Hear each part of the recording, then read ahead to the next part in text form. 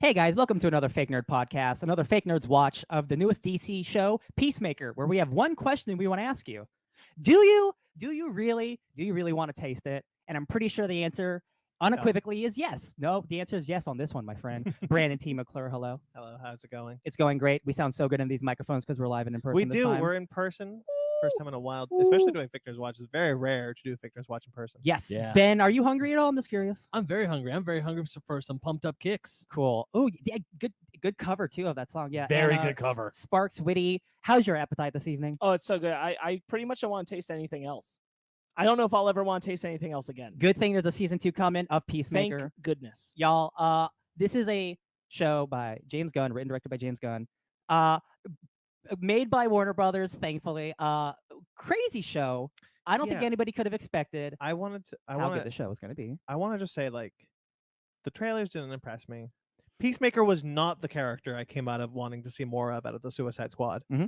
But this is probably the best thing the DCEU has made, and I think the best thing James Gunn has made.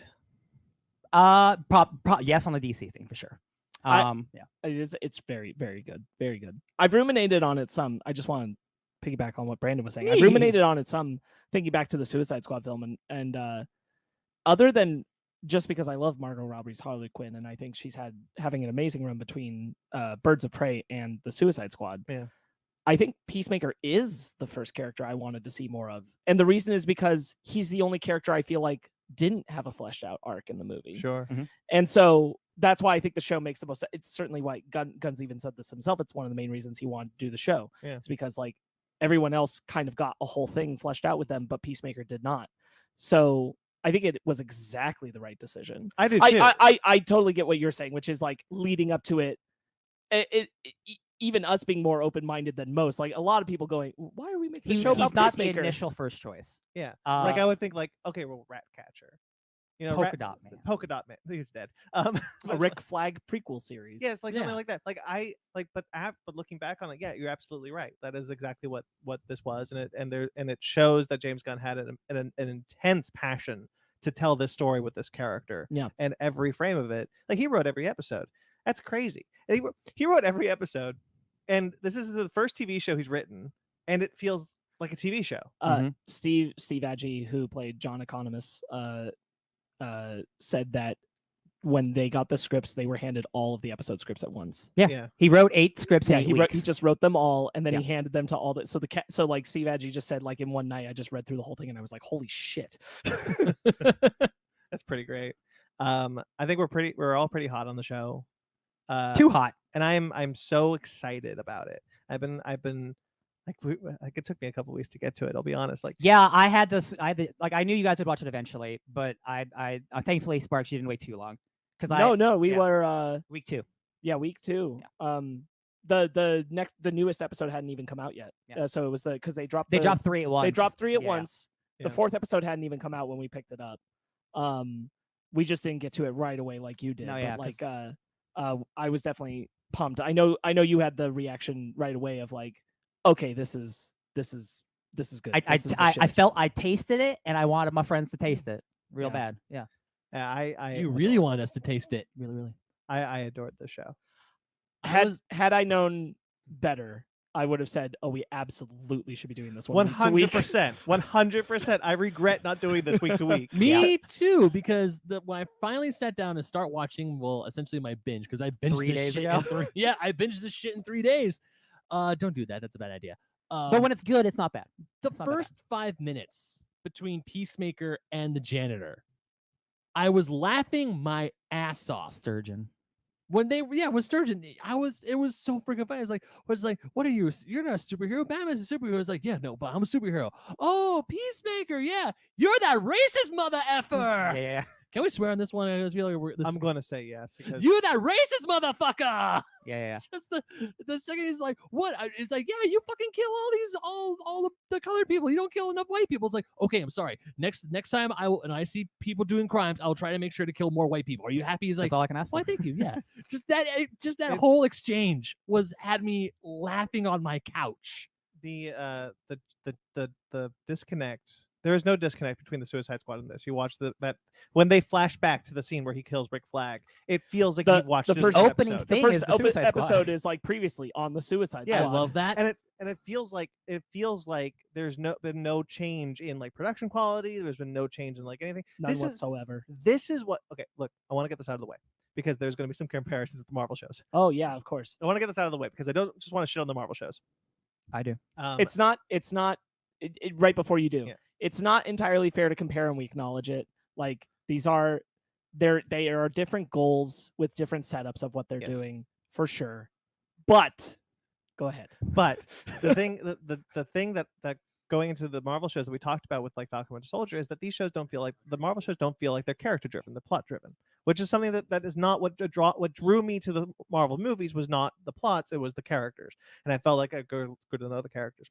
Now that's where the shows struggle with me, and also they're not structured like a TV show; they're structured like a 6-hour movie cut into 6 pieces. Mhm. Whereas this very much feels like it's made with someone who knows how to structure a TV show. Which is surprising. Which is very surprising. And what's my first point? Shit. The way that it doesn't feel like a film, and the way that it is integrating, feeling like it is still Right. part of that universe. And it feels like this character. It feels like it's character driven. Yeah. It's not. We're not trying to hit plot beats. We're not trying to go like. By the end of the show, Peacemaker has to be here. The character is driving the plot. More importantly, the world doesn't have to be somewhere. Yes. I remember, so I was listening to some Peacemaker podcasts now that it was over, and I was doing some catch up just to have different other. I was listening to the official one, but I was listening to like the Ringerverse doing a discussion of they didn't cover it because they were covering Book of Boba Fett weekly, so they just did like not all their people were watching Peacemaker, and so only 2 of them are doing like a check in like midway through. Yeah. And when you get to the part where like they've had the butterfly invasion, they were having all these discussions about like what could this mean for the DCEU, and I'm like, it doesn't matter. No, it doesn't. That's the whole point, is that it can just tell this story, and we don't need to be changing the canon of all these characters and it mattering. Like it's the smartest thing it's doing to make it feel like a fully integrated world is by not going out of their way to make it feel like it has to be connected. It's funny, they're just making a show. Right. They're not. That's the thing. So like again, like yeah, not to compare too much, but like every single one of the Marvel shows this year, they had their destination in mind first before anything. Yes. Every single one of those shows was developing their big villains, setting up for the future. Peacemaker is just about, hey man, what happens when Peacemaker has to save the world? That's all it is. A good analogy to that is that whereas the Marvel shows, it's all about the destination. For Peacemaker, it's all about the journey. And the journey is- destination was good too. Yeah, the journey was the destination for Peacemaker. And don't get me wrong, how the show ended, I mean, I'm ready for season 2. I am locked and loaded. Yeah. But getting to it. Whereas with the Marvel shows, looking back on the shows, I'm like, okay, what's next? What's next? Whereas another Peacemaker, thing- I'm like, I was invested in Peacemaker because I want to know what happened to And- Peacemaker, what happened to Leota and the characters. And another thing is that the show every episode isn't wasted, right? We Right. talk about it a lot with the Marvel shows. Either they need 1 less or 2 more, right? There's no quite middle ground. Like 6 is not enough for what they're trying to do, or 6 is too much for what they're trying to do. Whereas Peacemaker, like every episode was necessary, every episode was needed, every episode progressed the plot in a way that there was no wasted time. And I talked about this on the Fake Nerds Watch episode that's not out yet, so check it out. But Fake Nerds Watch for Star Trek Discovery season 4, episode 9, I talked about this, that the last 2 episodes of Star Trek Discovery, a serialized show like Peacemaker, a TV show, has wasted 2 episodes, just not progressing the plot. And you're a serialized show with not a lot of real They estate. pulled a Boba Fett. And I'm sorry if you're No, going. they pulled a CW. They pulled the Oh. CW. And I'm sorry, but if you don't have enough plot to fill 13 episodes or 6 or 8 or whatever, you lower that episode count and you do as many as you need, not how many you think you need. That's the unfortunate thing when you order a set of episodes, like you got to do those. Yeah, and that's the thing. So James Gunn, like I get the feeling like James Gunn talked about it. Nobody ordered the show. He just wrote it during the pandemic. He wrote 8 episodes, Yeah. and that was how many he needed, and But that's how many he wanted. But I also think wisely hit on maybe 8 is the sweet spot. Yeah, probably. Yeah. Because 6 is too little. That's been made obvious. Thanks, Marvel shows. Yes. And 10 is pretty good. The Netflix shows that did fix to 10 did well. Yeah. Yeah. It helped. That last season of Iron Fist is considerably better. Yes, by a mile. Yeah. And it is helped by like briskly moving quicker because of 10 episodes. Yeah. But I don't know that you need to push for 10 episodes. 8 might be the sweet spot. Yeah. Mandalorian also proves this because both seasons of The Mandalorian, 8 episodes. Yeah. That's true. That's a good Good point. point. Yep. And those have worked great, especially being allowed when you're not allowed. Peacemaker takes advantage of this. So do the Marvel shows on Disney Plus, but not being held by the network standards of having to meet a certain amount of minutes. Yeah. Yeah. And instead just like telling the time, like there's a Mandalorian season 2 episode that's like 35 minutes. Yeah. There's a great. Peacemaker episode that's 39. Yeah. But Yeah, the interestingly- finale is 44. Like it's not an hour. Yeah. Yeah, you don't need to hit these time benchmarks for It needs ad just purposes or as much anything. You time just as it tell needs. what it needs to be. All the episodes. I mean, yeah, you're looking at a 44-minute episode with no ad breaks, so it's gonna take a while to get through them. But at the same time, it doesn't feel like it disagree takes- with that statement.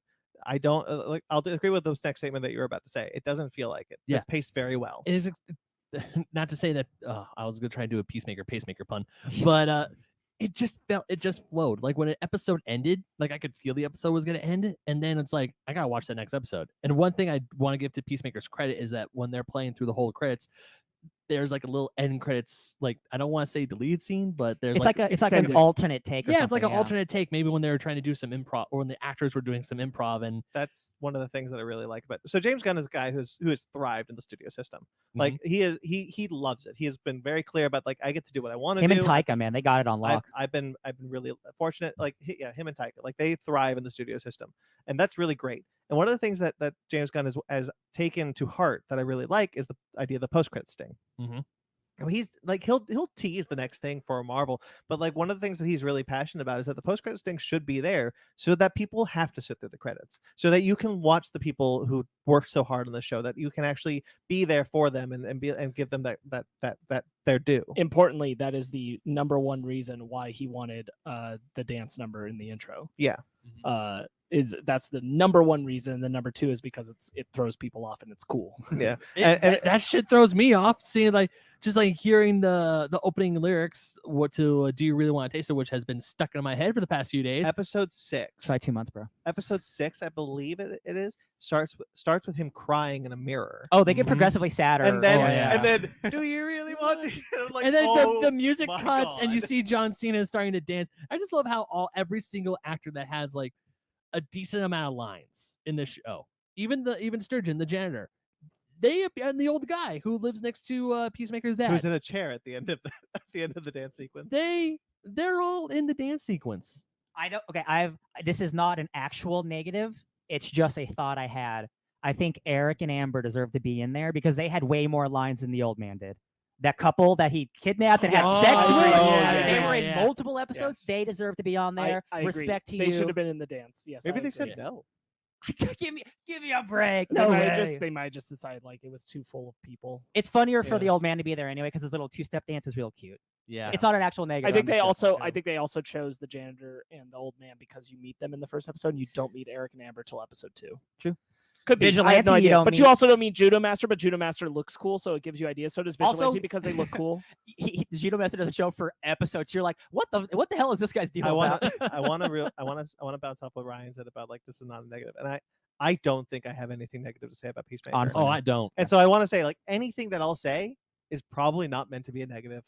I mean, I already know what I'm going to rate this show once we get to the end of it, but I don't want. But oh god, this show is just so good. I'm like talking about it with my roommate. I'm talking about it with Fanny. I was up last night.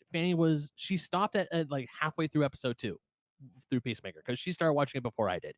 And then I started watching it. I got more into it. And I tell her, like, babe, you got to finish Peacemaker. It's really good. I'm upstairs writing a piece and I can hear her Maker. downstairs laughing her ass off. Did you say Maker? He beat me to it. A little bit. Yeah, I'm upstairs writing something, and I could hear her downstairs laughing her ass off at what scene was in episode 2? It was the scene where it's the where Amber and her boyfriend are picking out Peacemaker's dad. When Okay, yeah. when the Amber and her boyfriend scene or husband or whatever is so funny to me because it's just like he's starting to flirt with her as they're tying. As he's We tying, could swear this is a swearing episode, right? Yeah. Because like you like Cinderella? Fuck yeah. Fuck yeah. And like Amber, what the fuck? Dude, you trying to fuck this guy? Dude, and she does. And with Vigilante too. I was really hoping he would show up there too, but like it's okay if he didn't show up. God. Okay, so you want? All right. So Like once- he was just gonna walk in from the other room with Yeah, with like a drinks. cigarette. Yeah. All right. So once again, not a negative because eventually I love this character. But when I first see Vigilante, like when he's unmasked in the When he's doing his butt dance. yeah, he's doing his butt dance, or when you first see him at the restaurant, I'm like, oh, I'm gonna hate this guy, aren't I? I'm just gonna be Not so me. annoyed. Not me. Episode 2, I fucking love. No, this dude. I.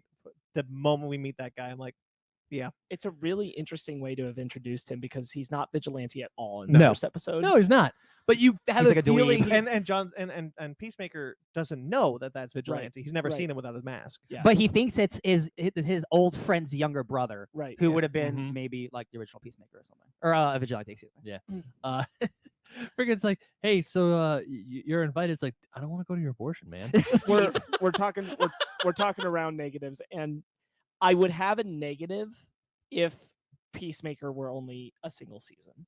Yeah. Which is that Adrian Vigilante is the Peacemaker of this show for what Peacemaker Yes, was in the Suicide sure. Squad, which is that he's the underexplored character. He doesn't have an arc. Sure. No. Right. Yeah. And that would be my negative, is that like, and mostly because he's autistically coded. Yeah. So Oh, I yeah. want him to have more, Mhm. and we don't get that in this season, which is okay because I believe we will. Yeah. But were this the only thing, I'd be like, as this season, like that's a little bit of a ding from me. I Yeah. wish we did get a little bit Mhm. more something from him. We see him have certain moments. There are glimmers of like where he's connecting with people coming through, and when he first says his name is Adrian to Harcourt after feels he screwed up in the prison, That's so good. which is a great scene. Yeah. The Very whole good prison scene. sequence is very good. Yeah, it's a really great emotional moment, and the whole fact that he's motivated to do that because of his, like, although Adebayo is the one who pushes him, like his passion and care for Chris is what pushes him to do it, Yeah.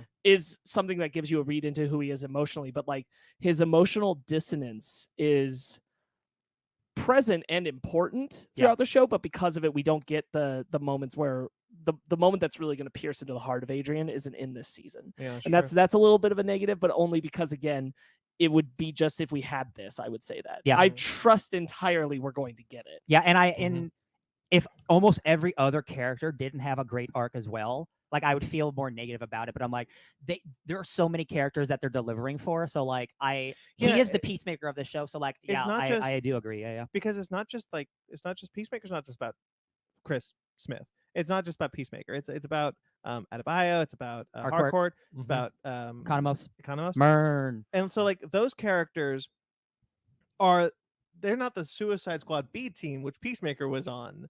They're the people who work for Waller. Yeah. And Waller is punishing them in this moment. So like you get this, they don't get arcs. They're the characters that don't get arcs in a movie like the Suicide Squad. They're just there. Yeah. And so like you have almost a blank slate to put whatever arc you want on them, and the fact that they all do get these arcs is very interesting to me. That James Gunn was not just like, I don't just want to explore Peacemaker. I want to explore these two also. One of them is his wife, which makes sense. Mhm. But like I want to explore these two, what they are going through now that they're stuck with this. Wait, which one Peacemaker. is James Gunn's wife? Harcourt. Actually, Oh. not his wife. They literally just got engaged yesterday. Yeah. Oh, okay. Like he Oh. posted on Instagram of her with the ring. Oh, that's that's cute. nice.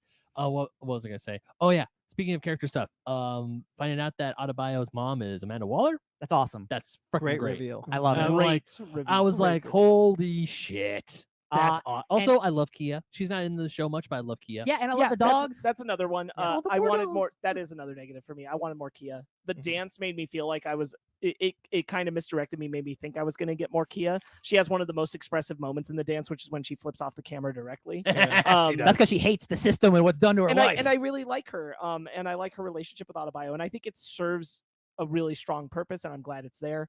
I kind of wish there was a reason that Kia was just a little more present in the show. I don't know what that would be, Yeah. but I do want more of her. But again, Yeah. we're getting another season. She's still her wife. She'll show up. And she's like, Mhm. now that she's supportive of it, like maybe that'll even add more drama with like somehow she gets involved, some sad stuff. I like, guess yeah. I kind of wish Kia was more involved in Adebayo's decision to stay. Mhm.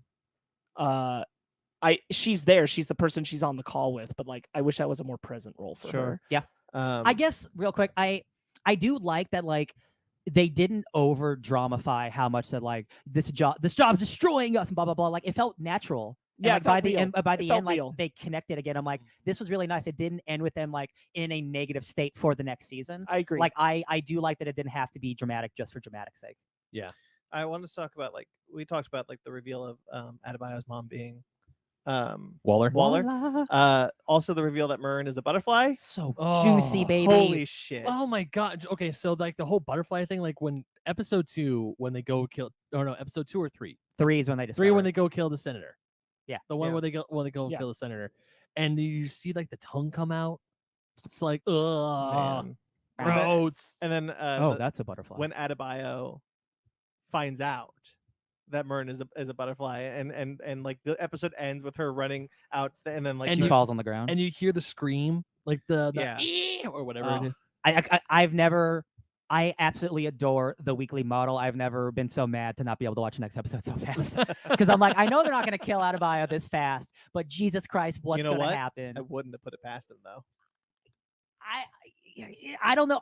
That's the thing is like I It's- like living in a world where I'm like, this is James Gunn and I believe he'll kill Yeah. somebody Yeah. if he wants to, but Mhm. I'm like, this is James Gunn, not George R.R. Martin. And True. I feel Yeah. like he'll kill someone if it's like not just because it will like shock you, but because not it'll just be for- an yeah, yeah. important Like character it- yeah. reason to do it. And that's why like I'm really glad we got to the finale, whether it was because they were getting a season 2 or not, and there wasn't like an incredibly high body count. Only Myrn. Only that's Myrn. it. And like and I'm grateful for that because I'm like, it would have shortchanged.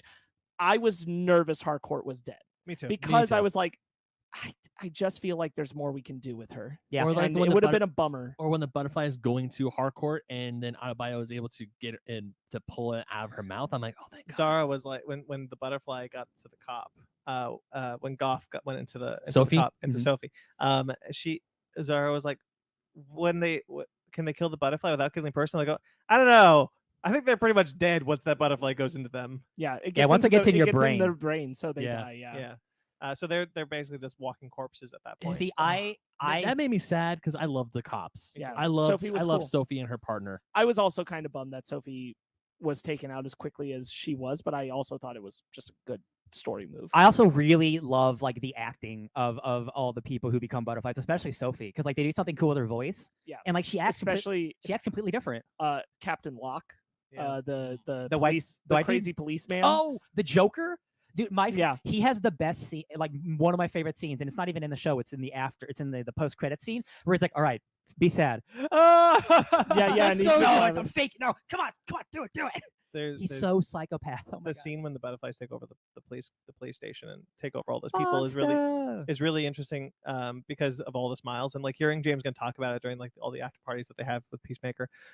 He was like, what interested him was the fact that every culture has a different way of smiling. Every person has a different muscles that they so Mhm. like every time the butterflies go into somebody, they have to relearn how to smile. Yeah. Based on, and I was like, that is a really cool and a very It's a great creepy line. image. It's a No, great just line when it seeing- comes up. Yeah. When the police station gets taken over and everyone, and even the inmates, when everyone gets taken over by the butterflies. Butterflies don't care who you are. No, but when they're walking through and everyone starts doing that creepy smile, I'm like, I was uncomfortable, but The finale line when the cop shows up to Steve Agee and just like, why did he make your beard? I don't look want to like talk about that yet. No, that's one of the most important things. I don't want to talk about that yet. Yeah. Let's talk Going back to Go ahead. real quick, going back to like the low body count. I think that it's extremely valuable to have a show where characters can be killed, Mhm. but the restraint I Mhm. found so valuable. The fact that I was like, I feel like everybody's on the line here in the finale. Absolutely. Oh, I yeah. expected someone to die. But I'm glad that it wasn't just like, I feel like if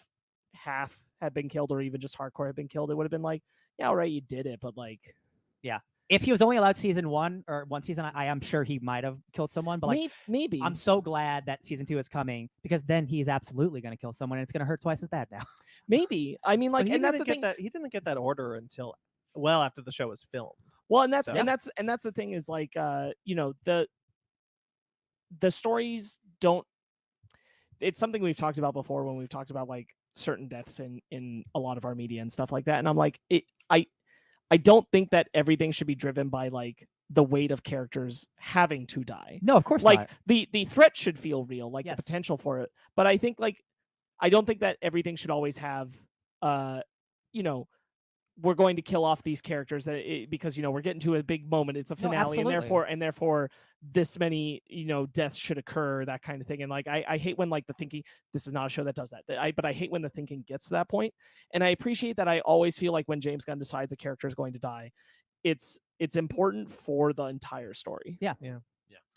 Whether that's Myrn or Chris's dad, because I didn't think Chris's dad was going to die when he did.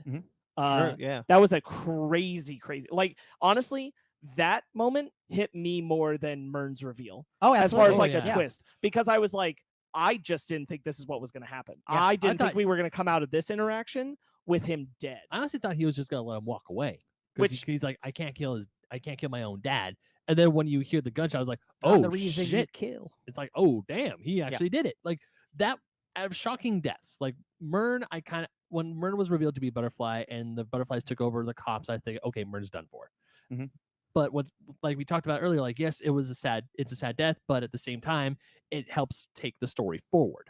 Yeah. It's not like a close the eyes, throw the dart, and then it's like, okay, Myrn has to die because. Whereas with Chris's dad, Augie, when he dies, that was a twist. And I'm like, and when he comes back as a ghost, I'm like, cool, we're still gonna see Robert Patrick. To go with what Sparks was talking about, when the dad dies, that episode, I constantly thought Vigilante was going to die.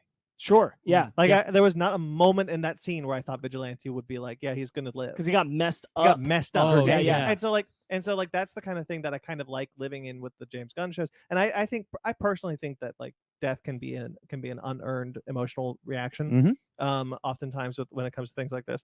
But like to make sure that James Gunn we have this like deal with James Gunn as an audience member, that we know that someone could die at any moment. Yes, that's the thing. Like, as far as what I'm talking about, like, I expect someone to die. Like, it's not like I want everyone to die in a show. James Gunn is a filmmaker where every single movie he's directed, somebody has died in his film for emotional devastation. It's what he does. Do you mean for emotional damage? Yes. So, like, the fact that he's getting multiple seasons of a show means, like, if this were a movie, yes, I expect someone to die because that's the filmmaker he is. Every movie he's made, somebody has died except for Groot because he's a tree and he comes back to life. True. Right. I guess what I'm that's thinking.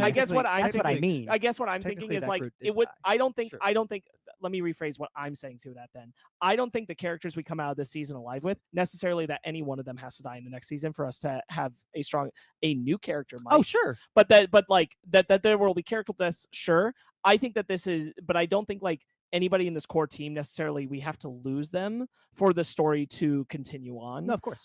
Especially in the way that But James it's Gunn nice that the will danger tell it. No, Exactly. yeah. That's the point I was hitting at. I wasn't as specific, but I meant that like even in another season, I'm sure that there will be characters that die. I could definitely see a path forward where it's none of these ones. It's none of the ones who walk away in front of the Justice League at the end there. Sure. It's none of those characters that necessarily have to.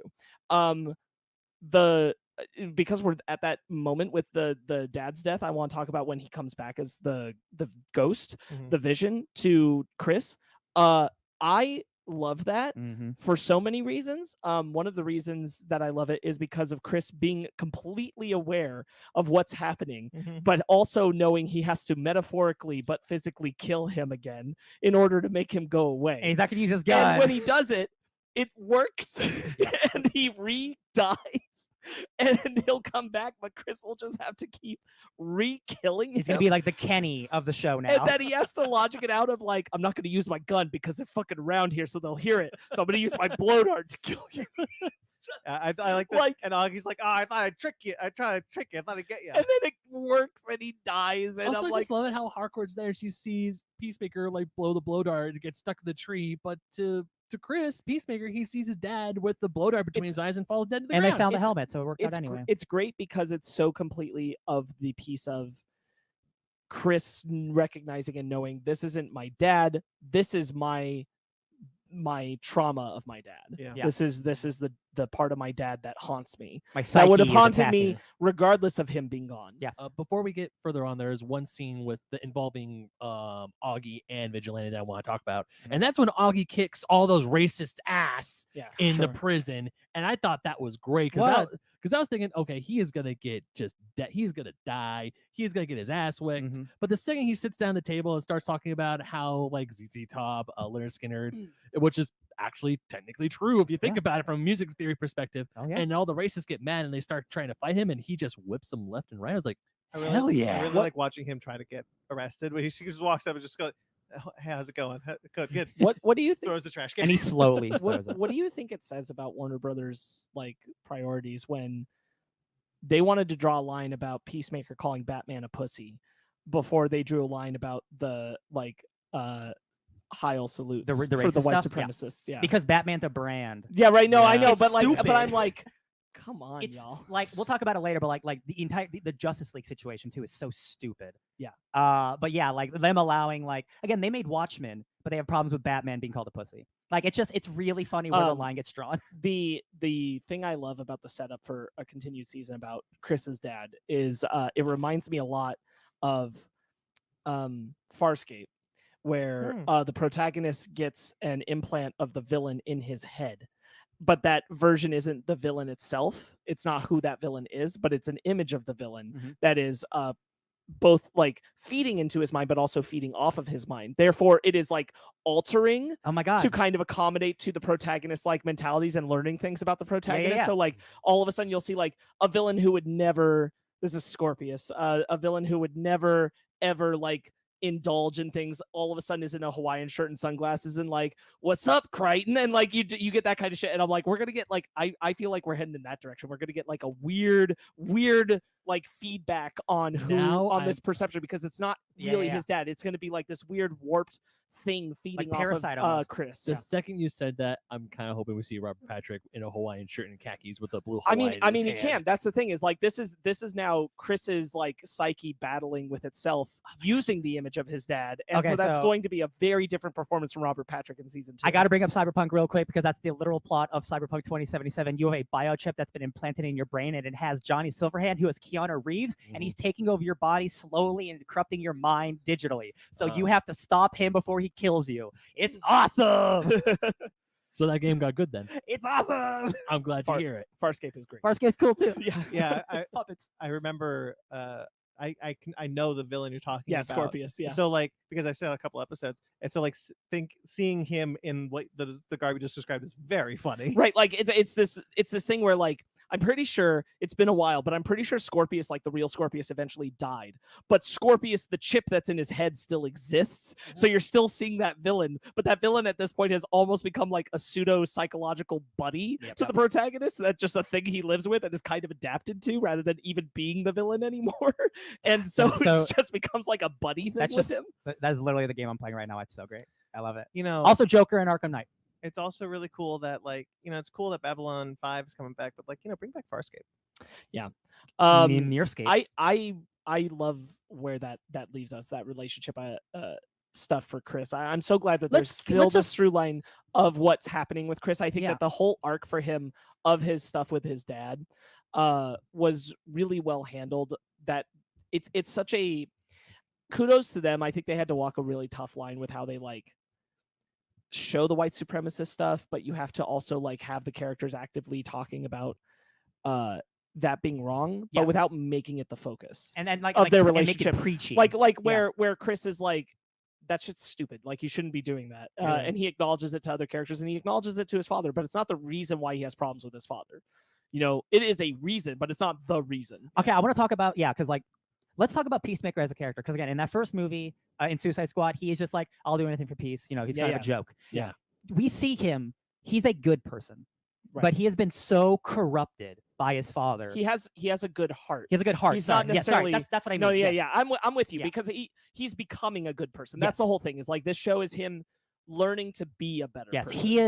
he is a misogynist. He's every racist. He's anything you can think of with an But S. interesting- He gives those interestingly symbols. enough- Well, he's not necessarily racist. Like he's unintentionally racist. No, that's what I But like mean. he's Right, yes, right. that's what I was about to say. He's ignorant. Ignorant. Thank because you, he calls a girl sweet cheeks. Yeah.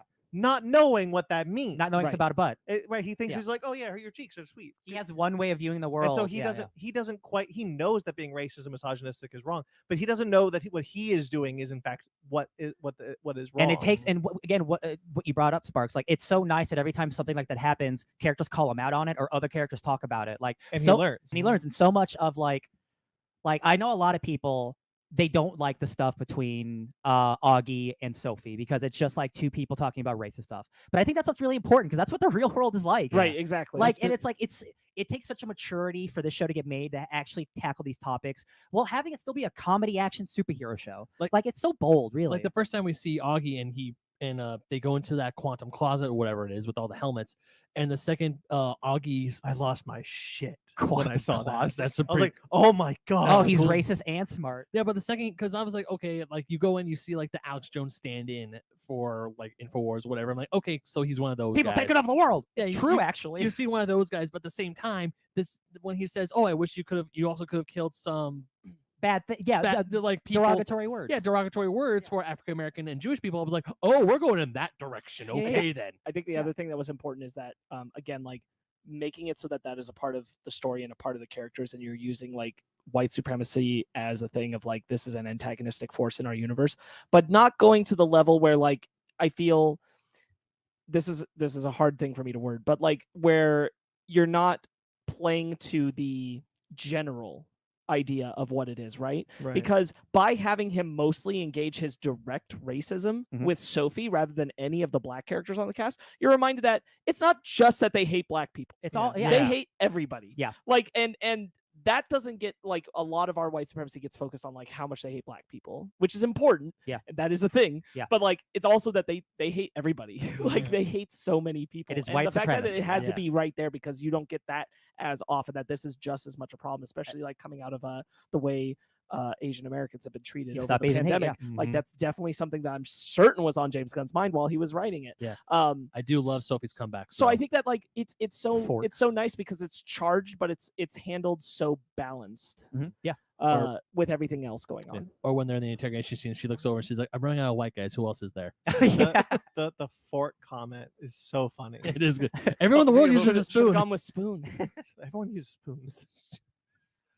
So yeah, hardcore Economos, I wanna talk about Adebayo. I want to talk about Eagly. Sure, sure. Oh, eagerly. I love so the opening of Eagly hugging Peacemaker is in the trailer. We said it in the trailer, and it's such a cute moment. It's such a wonderful moment, and like he's bragging about that for the rest of his life. He's just like, Eagly hugged me, and like Adebayo doesn't believe it, and then having that payoff of like Yes. when Eagly is coming back from the dead, almost like she's alive, and then hugging Peacemaker, and then Adebayo sees that having this like coming to God Yeah. moment is wonderful. Aw. And in that same scene, I do want to mention it's hilarious when the veterinarians get pumped to go on the fight. And one of Fuck them, yeah. they're like, And "Yeah, one of let's them- do let's it." do She it. cocks the shotgun, and they're like, "Oh fuck no, Wait, you're it's saying like, You here." guys no, are just no, gonna die. You're not coming. You're not Oh. coming. Even better when Vigilante is like, okay, it's like he's like about to kill him. It's like, no, let's not kill him. It's like, okay, but okay, don't use duct tape because it's gonna hurt his skin. It's like, hold on, you're more into like let's brutally kill them, but the second we have to tie him up,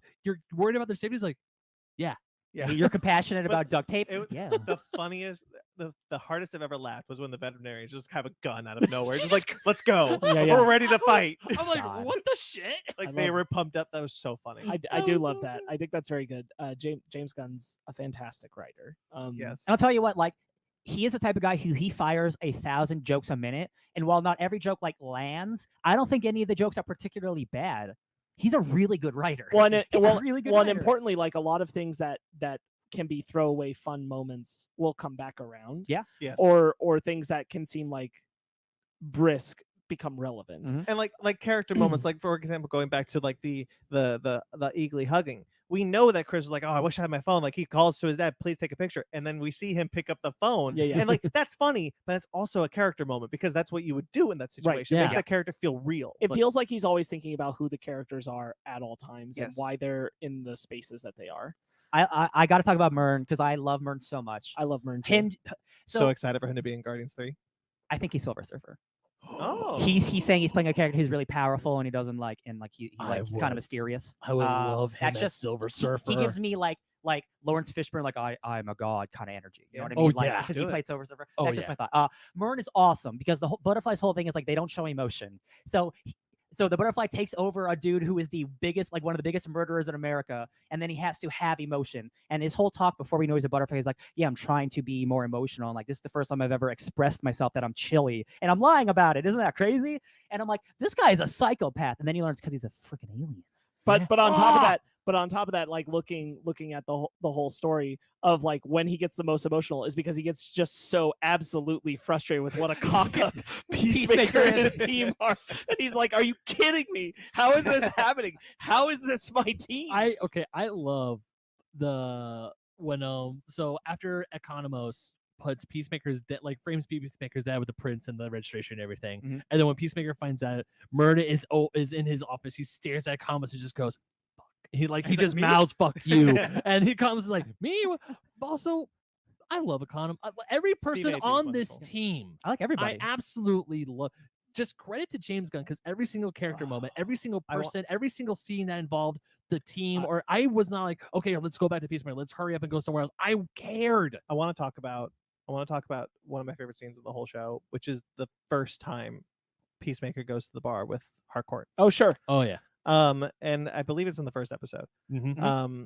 But like having that scene be like kind of like this kind of button on what Peacemaker is looking for ever since he got off out of the hospital. He's like, you can tell that he's desperate, not for sex, even though that's what he really wants, Mhm. but like he's desperate for love. Yeah. Right. Mhm. He's looking for someone to love him in that moment. He's like, I just got out of the hospital. I don't know what I'm doing anymore. I want someone to love me. And Mhm. he's really like pushing himself. He's really trying to find that anywhere he can get And it. he's still so early in his journey that he's just like, Harcourt, come on, let's just have casual sex, no big deal. Like, because that's something she obviously wants. And that's what the butterfly chick at the end of that episode, that's Mhm. that's why he gets so attached to her. He's like, Mhm. because he feels like they're in a relationship, because Yeah. that's what he's been looking for, love. Yeah.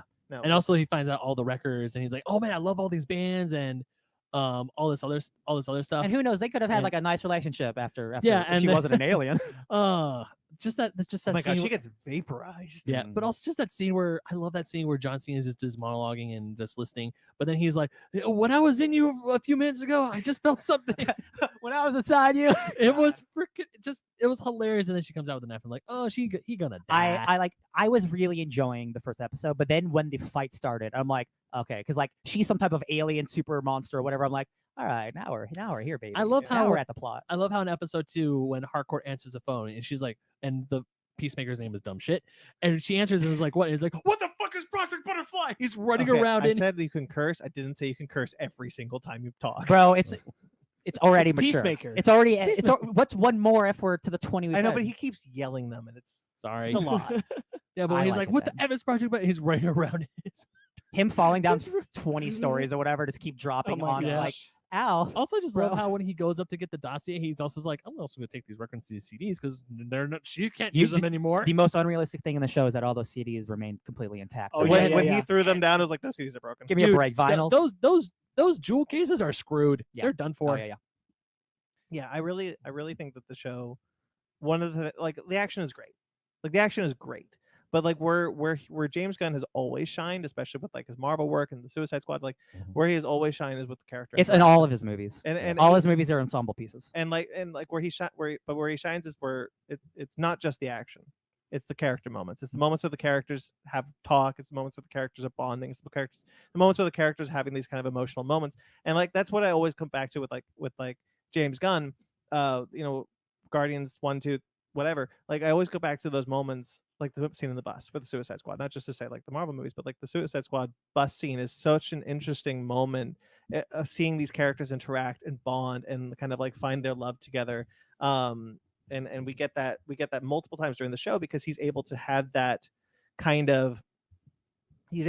space where he can pad out the emotional beats that he couldn't that he doesn't have the real estate for in these movies. And I think that really pays off. And I think it's just kind of heightened something that James Gunn has always been good at. And it's crazy because again, like he's made nothing but movies, all of them under 2.5 hours, and all of his movies have great characters, great arcs, and stuff. So when he's allowed to have the real estate, he makes $1 million house. He doesn't skimp. And it's interesting because like now a lot of people when they go to like they don't know like they add things and they don't know what they're is this going to work, is that going to work, I'm so used to focusing on 2.5 hours, now I have to focus on 8 hours, like what do I add, what do I take out, and like more James Gunn ended up just being a net positive, whereas like more someone else probably wouldn't be, like studio interference or something could have ruined this. But yeah, like the fact that Suicide Squad was so good, like it didn't maybe perform as well as they wanted, but like they had a good movie on their hands. They're like, yeah, just do it again on a smaller scale. And now he has the biggest show on HBO Max. And now he still gets to make more of this plus Guardians. Like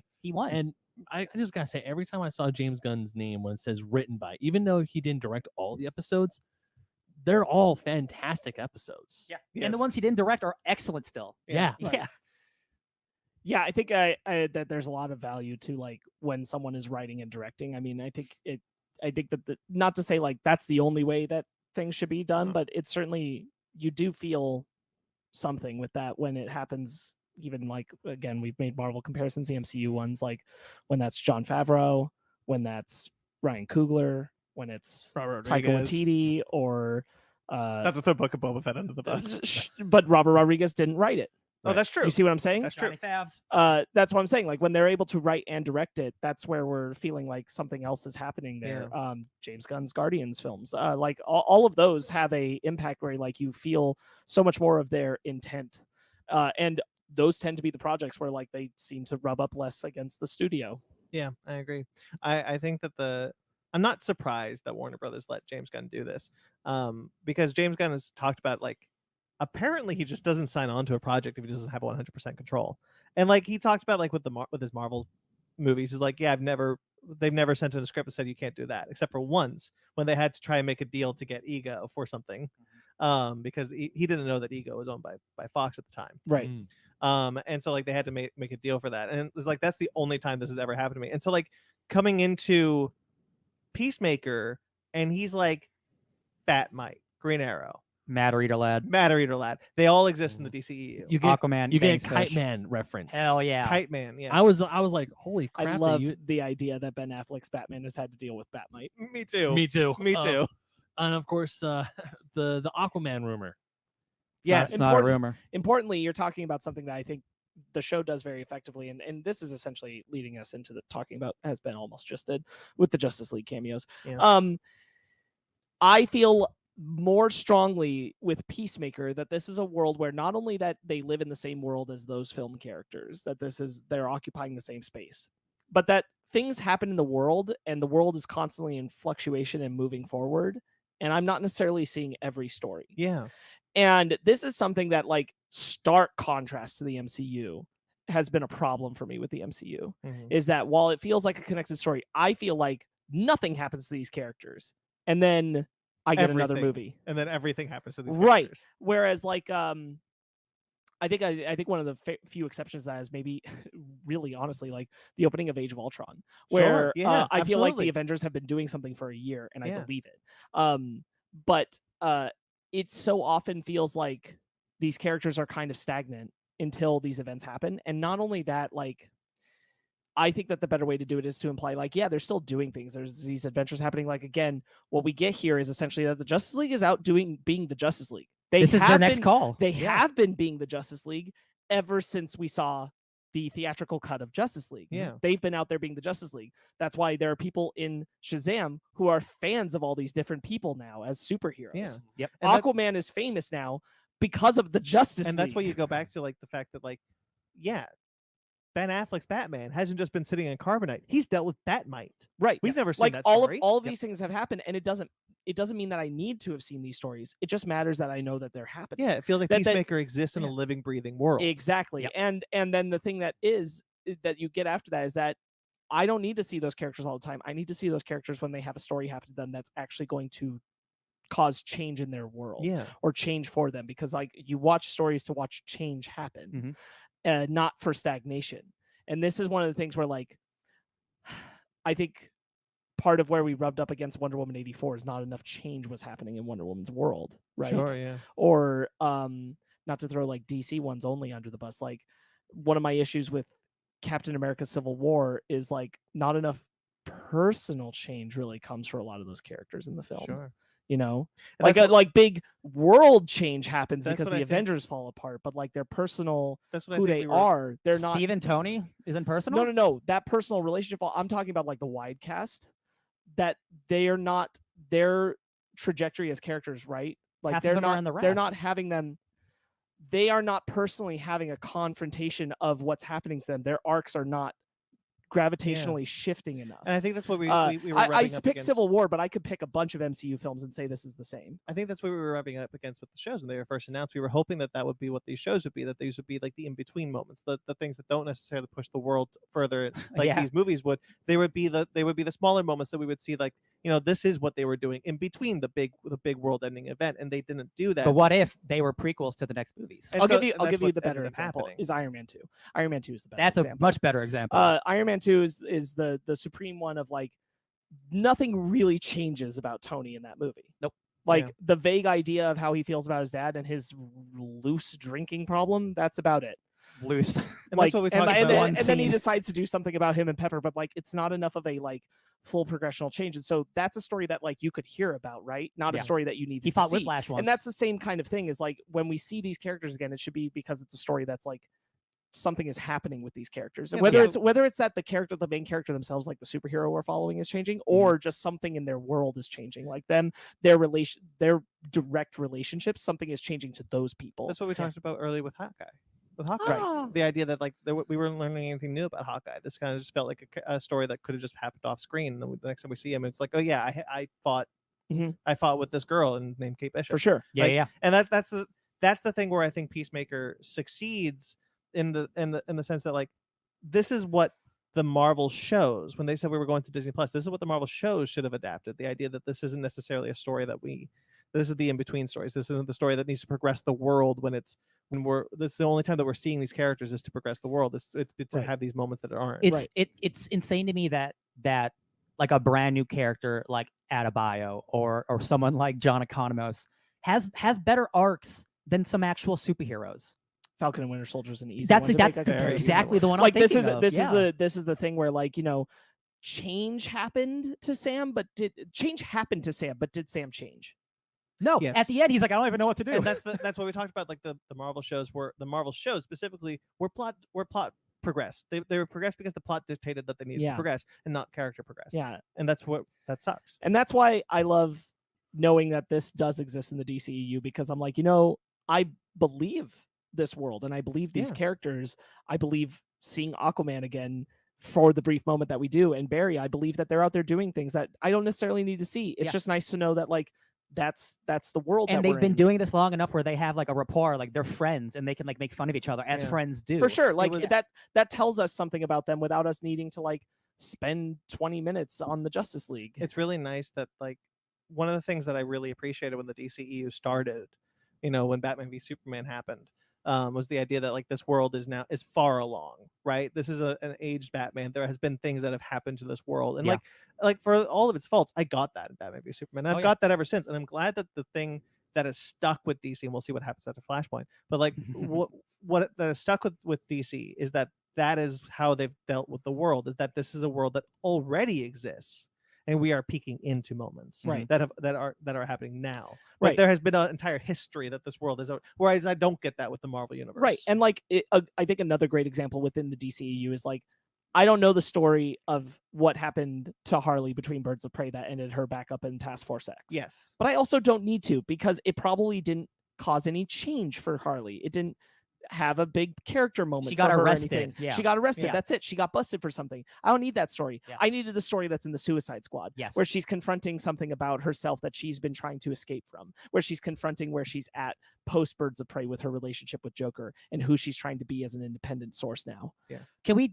I know we're talking about a Justice League, but like I really want to talk about the finale because it's such a strong finale. It's a wonderful thing. And like, yeah, the action's good, but like that final moment The action is incredible, and I think the reason why Shields? the action is so great isn't just because it's well choreographed, but it is a payoff to the entire season of the first time they work together as a team. Mhm. Everything else has been them not being able to get on the same page. Mhm. Yeah. They are on the same page, Yes. and it works. Doing And 6 everybody's stunts. working as a character. Having Harcourt like save Chris from behind him when he's about to get attacked, and Vigilante like watching her back, and like all that, like Machete. them working in tandem with each other is the thing that hasn't been happening, and now it's happening. Yes. One of the things I love is because this happens in anime a few times too. When Yeah. the opening theme Yes. song I was saying the plays. same thing. Yeah, so the opening theme song plays, they're kicking ass. But what I also love is you see each and every one of them fall, and then the theme song just slowly draws out. It gets slower because you see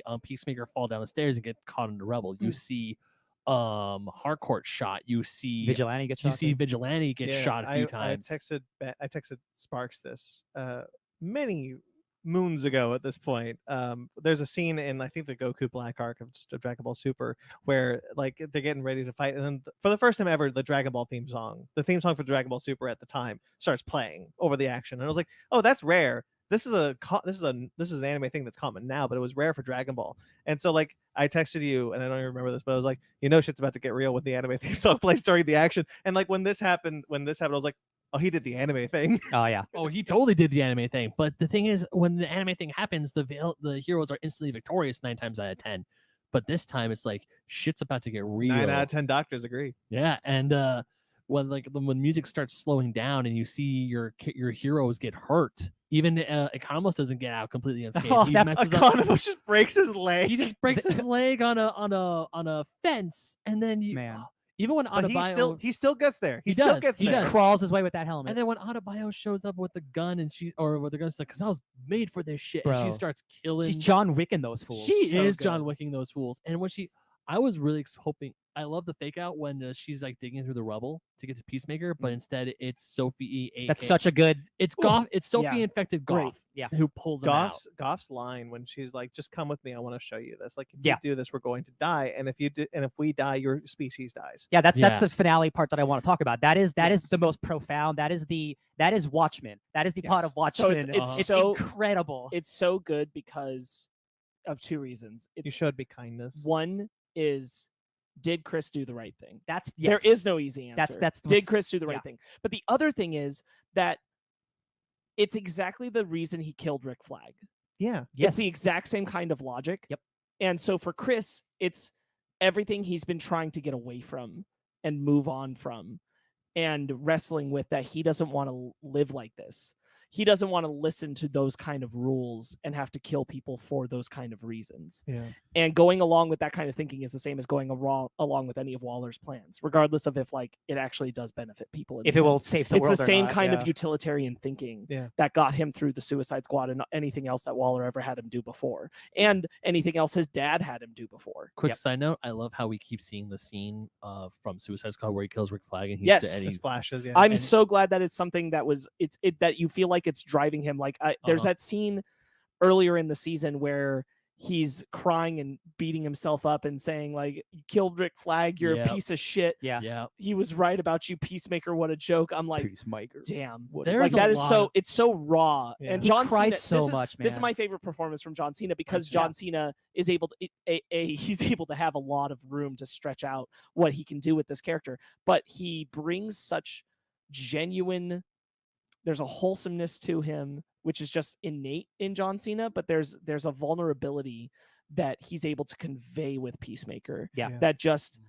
makes him so perfect in Yeah. this role. I mean, he does it privately, yes, but at the same time, Peacemaker's not afraid to go through his own emotions. Like when he gets home. No, he's doing when- face exercises. Yeah, though. I mean, yeah, he's doing it In- privately, but at the same time, it's like he breaks down multiple times throughout the show. Importantly, that's something that changes over the course of the season is that Mhm. he is like coming up with excuses and defensive about being emotional in front of others, regardless of how close they are to him, before you get to the end of the season where he's just laying it all out. Yeah. And he's very raw and he's very honest Because about that's how what he his feels. dad. That's what his dad always kind of tried to get him out. But he was always It's toxic masculinity. yeah, it's Yeah. toxic. He was always a soft person. Yeah. But his dad tried to harden him up. So whenever he feels soft, he starts beating himself up like his dad would. And you see the exact moment, and it's one of my favorite moments of the season is the moment where he decides to just stop trying to fight those emotions is when he goes and plays the piano and plays the Motley Crue song, which So is good. the last song he was listening to with his brother before his brother died. Yeah. Right. So good. Beautiful. So good. There's And I'm so glad that's John Cena playing. I it. know. Yeah. I he's think that's actually so playing great. it. I was waiting. It's like, okay, is that the hand double? But him actually playing piano is great. But yeah, also, wait for the cut, right? yeah, but also what I loved about like when Hardcore gives him the P90 with the dove of peace. Oh, And that's so then- sweet. And he's like, Dove's on the wrong side, but great. But then he finally says, maybe I just don't want to kill people anymore. Yeah, there's this whole arc with the Dove of Peace thing and I want to go back to Goff real quick after this, but there's this whole thing with like the Dove of Peace where he starts freaking out about killing the senators and he's projecting that it's because there was no Dove of Peace on it. That's the excuse. That's yeah. the That is excuse that excuse. he's Right. saying to Hardcore, because to Hardcore and everyone, he's just a killer.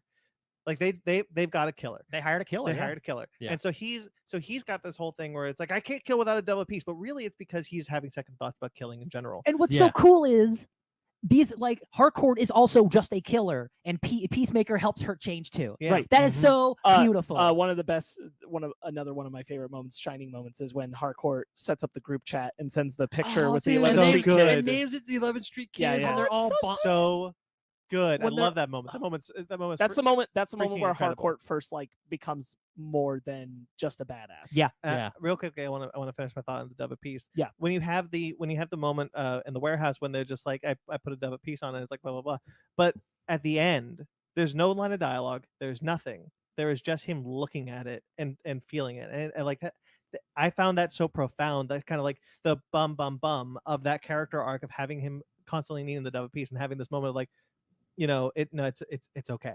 Yeah. It's what I'm doing right now. This is the right thing to Yeah. He doesn't mind killing aliens. Yeah, I love how they're like when he when him and Adebayo go into the bottling factory and he instantly just like blows that secretary's face off and she's like, "What's going on?" I was like, "They're all aliens. I can X-ray vision. I can see that what who Activate has an X-ray alien." vision. Holy shit. The helmet to look like the comics helmet with the red. Like, Yeah. man, what a great design. Love it. I love how all the helmets that have different powers, they are different designs. Like his Sonic Boom one has What like was a the little. disease? Scabies. Scabies. That one gives you Jesus. scabies. Why? Why would I Mile want for a that? mile. Why would I want that? Men should have scabies once in a while. But also, I just love how all the helmets are different in a certain way. Like one has a blue stripe for the Sonic Boom. Some got different fins and stuff. Yeah, they have different style of fins. Human It's like- torpedo. there's not one specific uniform Peacemaker helmet. They're all different, and I love that. I told you this because it was a theory online. Like, there's like he potentially made like hundreds of different helmets. Why not just make one helmet to do it all? It's because he wants his son to keep coming to visit him because he won't always do it if he doesn't. And that's maybe true or not, but I think that's true. I would say that it's because he doesn't want his son to be too powerful. Also true. That's true. That would be a my good point. assessment because He I'm does like, not love his son. no. But it's that parent thing but it is that thing where like I do. He's ready to kill Chris at a moment's notice. I hear you. Like there's like an innate there's an a innate something parent in thing, him he does where hate he's him, still. yes. I think he is lonely Yeah, that's what it is. and Yeah, he that's what wants I a think. reason to like chew him out. Yes. But I don't think it comes from any place of like any It's not kind out of of love. actual affection for No. Chris. It's an It's an I excuse want- to yell at somebody. I want him here so I can chew him out yes. and make him feel like shit because that's the part he enjoys. He It's not enjoys out of making him feel love like missing shit. power. him. Yeah, It's yeah. power. Yeah. like I Power, like yeah. like there is one of the things that's so interesting about like this parent dynamic is that yeah, and in another show there would be, like you were saying, this kind of like there's an innate father son love that that they can't get over, but like I do not get the sense that Robert Patrick, that Augie loves Peacemaker at No. all. No. There is no love there. He hates his son, and like he looks at his son as a weak and pitiful human being. He's not even when he's out to kill him. He's not even out to kill him because he put him in prison or anything. He's out to kill him because he's just decided Now's he's the too time. weak to be alive. Yeah. Yeah. And that's such an interesting dynamic for a father-son relationship that I've never seen in TV, and I think it's well explored by James Gunn in Sure. this. Yeah. Because like it is purely there to project the fact that this toxic masculinity, it's heightened up to 11, but this kind of toxic parenting is a real thing. Yeah. And so so he heightens it to In- kind of put this to kind of like put He- an evil button. on He this is guy. his parent. So like, yeah, he might hate him, he might love him, but like he is still his parent and he still made all this shit for him. Right? Right. He doesn't have to ever let his son back in. Right, but it goes back to like he wants to be powerful Yeah. over his son. Absolutely, yeah. It's a disgusting like And anti-love. I think like you get a lot of moments where like when they're bringing up the brother and that like you killed your brother, that's why you're a piece of shit. Like that you almost get that wrong kid die kind Wrong of kid vibe. die. Yeah, But I got that's that too. but once you get the flashback, that doesn't seem to really probably be true either. There's nothing to say necessarily that his brother was better than him in the eyes of his dad necessarily. Yeah. Like he probably treated them like had it been reversed, he probably would have treated the other one the same. Yeah. I don't think there's anything necessarily to say that There's the not other enough one was context clues. Right. Yeah. I don't think there's. I think he gave a shit in the moment because they were his sons. But whichever one would have killed the other, he would have treated exactly the same. Yeah.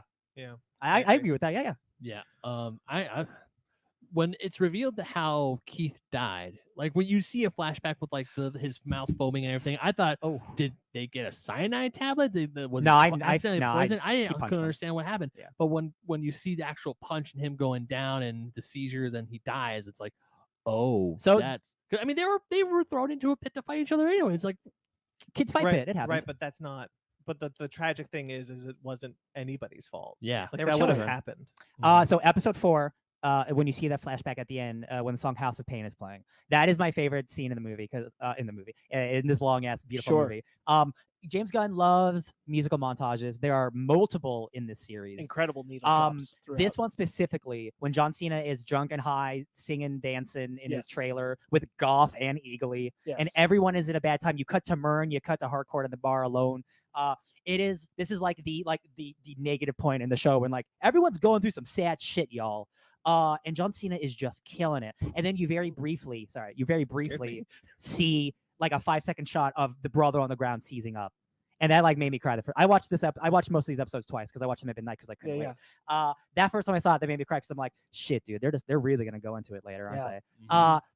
John Cena is so good in this show. I Yeah. can't like he has always been a really good like delightful like comedy actor, and even in like the Fast and Furious, like, he's a cool tough guy. But like, I think if there's any amount where like you've just been like he's good, but like he's still just like John Cena there's not a lot of wrestler depth. turned actor. Yeah. That's gone now. Yeah, he's Okay. he is Can't an say that anymore. actor. We talked about this. I was wondering if I wanted to bring this up, but we were talking about it when we reviewed Army of the Dead. That Dave Bautista is a wrestler turned actor who's constantly trying to improve himself and try to do more dramatic things. And like at the time, John Cena was shining in comedies. Like he was doing some really fun comedies Because he's good at it. He's good at it. Yeah.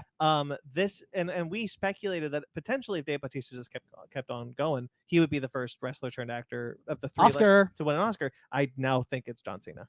Yeah, after this, I'm really curious what roles, because like this was a big like I've watched a bunch of interviews. He's like, yeah, like I wanted to do this, like really challenge me as an actor, and also because like I love working with James Gunn and stuff. And like now that we've seen what he is capable of, first of all, this show deserves to be nominated for Emmys or Hell whatever yes. whatever the award season like superhero or not. Like this show's incredible, despite like it's not even really a superhero show. Like, There's not. it's a there's not- secret invasion show in disguise. Yeah, there's not a weak link in this cast. Not at all. No, not even no. close. No. But yeah, like John Cena's like he deserves some award recognition, and I really hope he tries to do more stuff because like I would love to see him try to do something really dramatic because like that dude's got it. Yeah. He's Yeah. got it. I want to talk about the scene. One of my favorite scenes, not my favorite scene, but like one of them is the bit when they're bonding over the music. And it's the picture. Yeah, 11th Street Kids. 11th Street Kids. One of the things that I really like about that moment is how they all kind of like Steve Agee. Like even, oh man, okay. This is gonna. Hopefully, I can remember everything I want to talk about. But like John Cena, like Peacemaker talks about, like you could be Economo's friend. He could be your best friend, but if you just treat him better, you treat him like shit. And like having that moment where Economos have this when they all bond over that song, over that music, and they all start singing. It's like, oh, there's never a wrong time to rock. And then like later having Hardcore turn up the music and be like, there's never a wrong time to rock. And like having that kind of be it's such an interesting, great character I arc. agree. I love it. I love it so much. I love that scene because that is the like we're getting over the diebeard stuff, right? Yes. This is where he starts to see Economos as a person and like they're forming a friendship. Mhm. And so Is this before or after the gorilla chainsaw? and this is right after. This is the celebrating the happy times. Oh, the gorilla chainsaw. So yeah, good. yeah, right. Because John Economos comes in and saves the day multiple times. Like, good Yeah. for him. He shoots a bunch of racists and Yep. saves them. Yeah. Like, great job. Why I like that so much is because you get that moment, and then from then on, like Chris's mentality about Economos has changed because he doesn't call him Diebeard anymore. However, Then we get to the finale, which is my favorite scene. Oh yeah. Is Economos' monologue when he has Yes. to lie to the butterflies. He has to and be he has honest. to tell the story about the diabetes. Or he'll be yeah, discovered. he has to trick the butterflies by telling the truth. Yeah. And knowing that everyone can hear him. And the way that Steve Agee plays that scene brilliantly with his voice faltering and breaking, and also credit to everybody as they're listening to it, the reactions and the shame on John So Cena's face as he's describing the bullying that he put on him. And he hasn't called him Diebeard since that moment, since the 11th Street Kids episode. He stopped doing that because they connected, but it's still stuck with him. And the fact that they brought that thing all the way back around and made it such a emotional I thought point. nobody noticed. Right. God, Until- bro. Come yeah, on. Until someone started. Oh man, Yeah. And There's I'll- so many great character moments in this show that just that are just peppered throughout. And once again, like what James Gunn has always excelled at in superhero movies are the character beats, are the character moments, are the quieter moments. And having more of that just ended up being such a positive that I was floored at, like, yeah, perfect. And even when as the show progresses, you can see the white in his beard get more and more. And the then, roots. And then you see like at the 11th Street Kid episode, you see a lot more white in his beard than you did before. And And they try to make the button of the joke at the end where it's like, fine, I'll start using it head and shoulders or whatever. And I think that the important, like what's so good about it, what feels so real about it, is that it's not like John gets back there and Chris looks at him and says, "I'm sorry" or anything. Yeah. None of that happens. John knows he heard it. It's acknowledged. Chris Chris. listened to it. Yeah. He feels his shame. Chris just is going to try to be better. Yeah.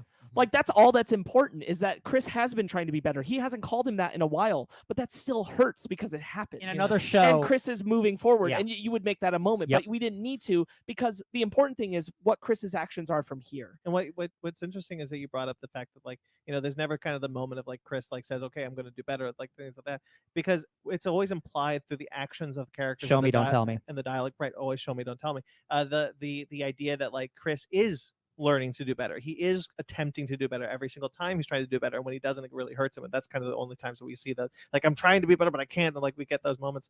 But like, I really love on a lesser creative would have kind of put those buttons on the, like, hey man, I'm really sorry I called you Diebeard or things like that. Yeah. But we don't need that. And like all of this goes to, like, you know, there's a larger question at play when we see Chris, when we see Peacemaker trying to do better, and not constantly telling us, like, you know, is redemption possible? Yeah. You know, he's a killer. He's a stone cold killer. He's not a good person, ignorantly so, but he's not a good person.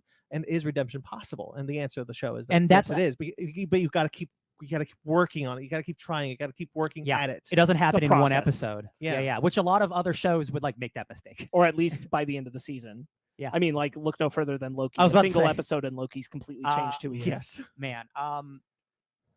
Vigilante, real quickly. Yeah, like he might not have an arc, but he definitely has some of the funniest moments in the season. I really like this version of Adrian Chase. I do too. Oh, he's incredible. Yeah. He's great. Freddie Stroma, fantastic performance. He has the thing I did want to touch on this. He has the capability that I think Ryan Reynolds and Andrew Garfield have excelled at, which is being able to be so animated and expressive within their suits. Yes. Freddie Oh, Stroma yeah. has this as Vigilante as well. Yeah. That- Oh. It's one of the reasons why Andrew Garfield's one of my favorites to watch in the Spider-Man suit. He's so expressive. yeah. very. Very flowy. Like he's just He hiding always behind puts it. his glasses. He's hiding behind a trash can. He's like, who's that? Like, no one's here. Like, you just talk. Trash cans don't talk. Like, he's He's kind of an idiot. he's an idiot, but also innocent, but also a mass murderer. He's Well, such a fun like character. there's a lot of people have been talking about it. Like there's a coding that he's on the spectrum. Yeah. For sure. That's definitely in there. I hope they explore it. Me too. Like when he's like, when he's talking about Peacemaker made me killing his dad, he's like, I can't kill my dad. I can't kill him. He's my dad. He's like, yeah, but he's racist. So Yeah, he's my dad. and It's like, I'll do Like it. to Vigilante, like, yeah, I'll kill your dad. this is the for guy you. who, if you're a murderer or if you you litter, you're gonna get murdered. Like his moral Or do graffiti. or his moral compass is This is skew. the kind of change to a character that I would like to see actually happen the other way. Like, you know, when we see like adaptations like change comic characters, like the Robert Downey Jr. effect of Iron Man. Like, Yeah, we yeah, talked yeah. about, like, I would like to see this happen to the comic book Adrian Chase, to the comic book Like Vigilante. I hate to call him this, but like the closest I would say is something like a Deadpool, like a very funny, like out there murderer guy. Yeah. But like there's just so much more depth here, and he's I so much know, more yeah. fun. Like and the actor's so good. give the right creative team the ability to redefine vigilante in the comics to be this Yeah. vigilante. I think you got. I will pick up this. Oh, I yeah. will pick up You the got to number one hit on your immediately. hands. You got to hit 100%. on your Sure. hands. Yeah. I just like when I first meet Vigilante, I think he was just gonna be this like actual bumbling idiot that where he claims is like, oh yeah, we kill all these people, but it was Peacemaker who actually does the killing, and he just tags along.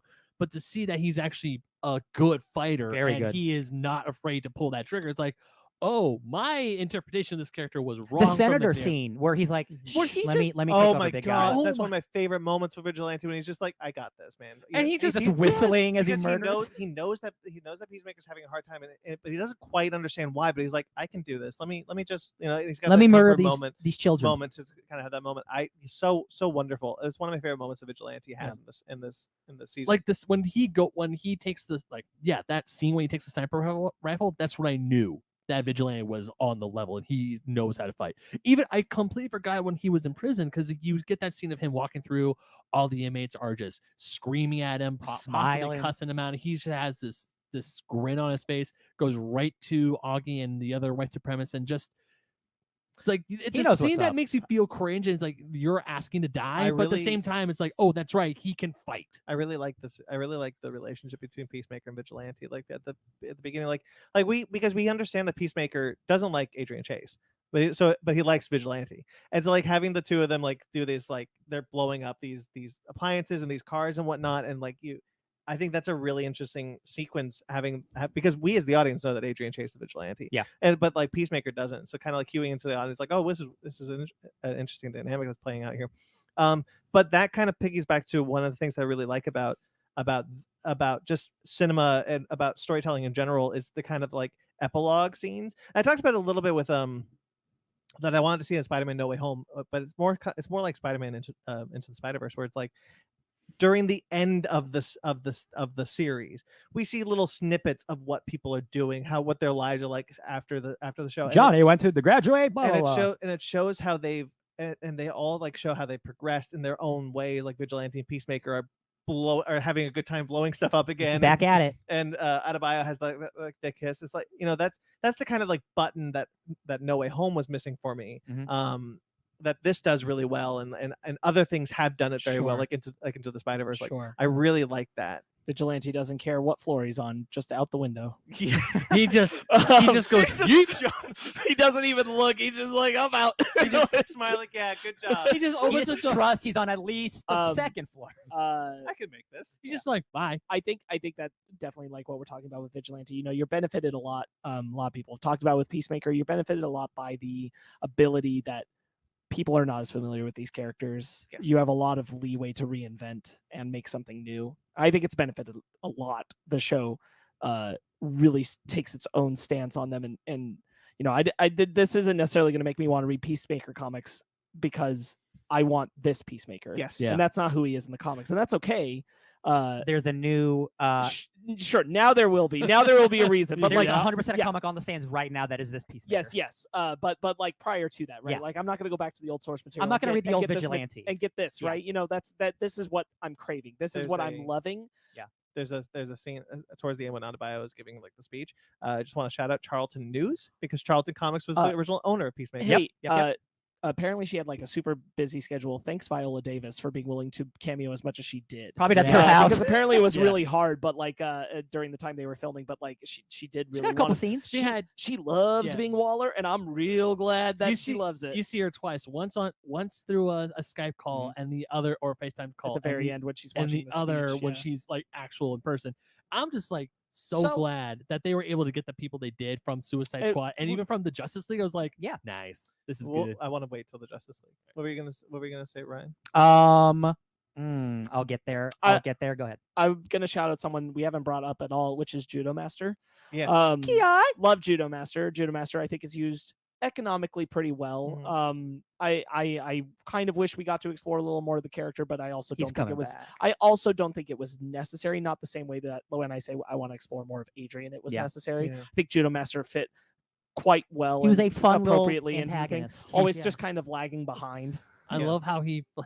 That was the scene that Fan was laughing at when she was watching episode 3 Peacemaker. Is the scene where Peacemaker is tied up, and Judo Master is throwing Oh, big flaming hot talk. Cheetos. Big guy. He's throwing flaming hot Cheetos at Peacemaker and making him hurt. What are they making the Cheetos out of? When he beats up the guys at the convenience store who mock him, and then he does the little Yeah. Gets a thumbs up from the Yeah, big he guy. gets a gets a thumbs up from from the Oh, store clerk. his final scene where he's in the devastation, Oh, yeah. and he's just crying eating those Cheetos. Oh, I forgot to talk about I wanted to go back to Goff because there's the bit when Goff is talking about like when she's saying like this is why we did this, this is why we wanted, this is why we need Save the the cow, world. and having and you get the sense that because she says thank you for showing me kindness, which is the idea of like she's only doing this to Peacemaker because he was kind to her. Well, that and she's watched Peacemaker enough to feel like Peacemaker will get it.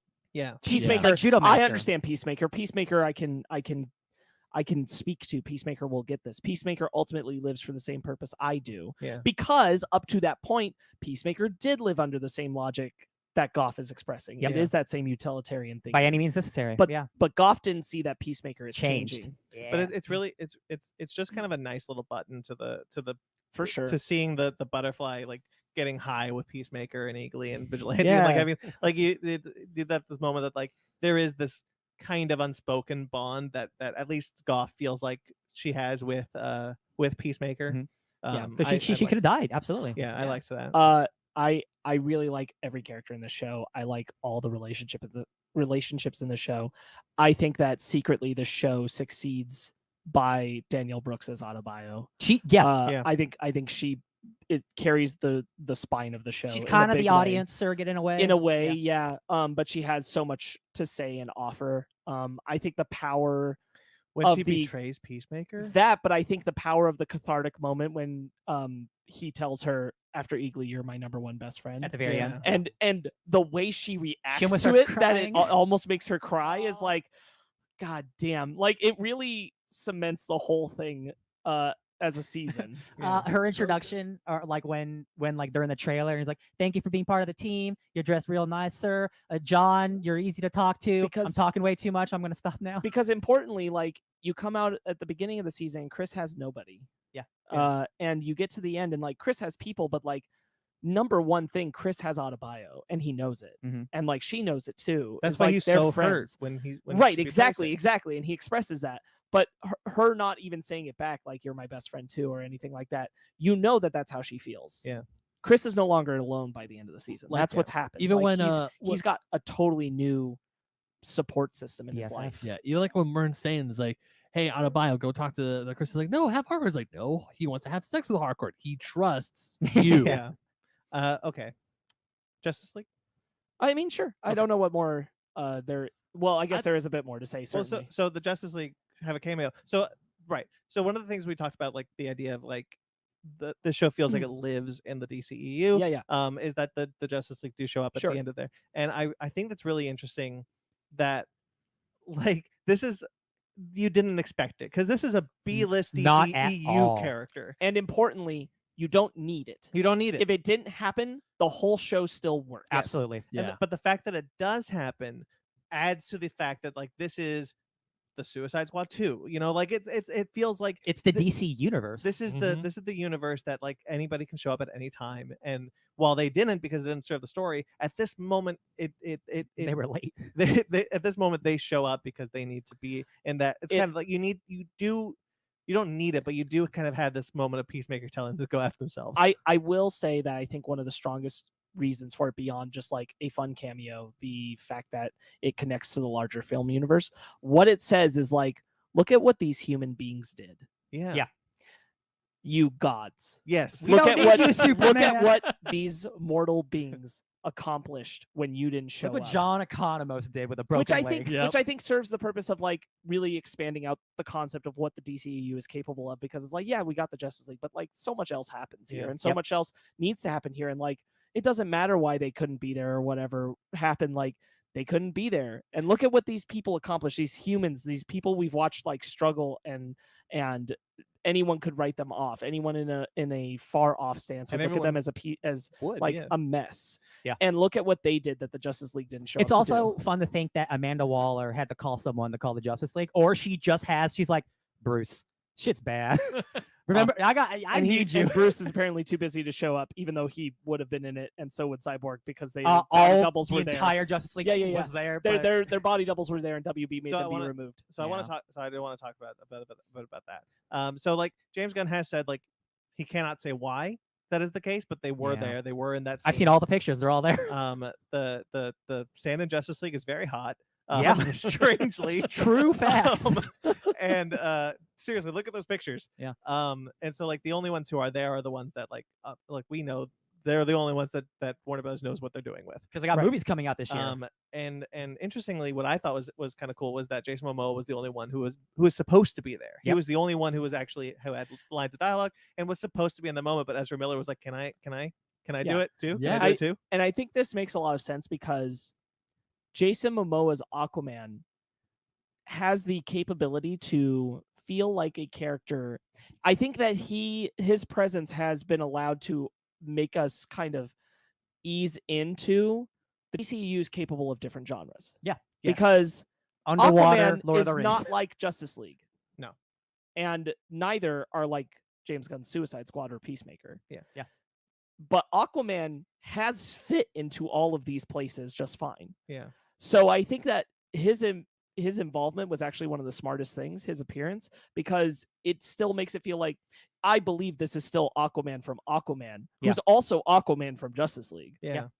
I believe that is the same person in all of those And, scenarios. Yes, Henry Cavill wasn't there.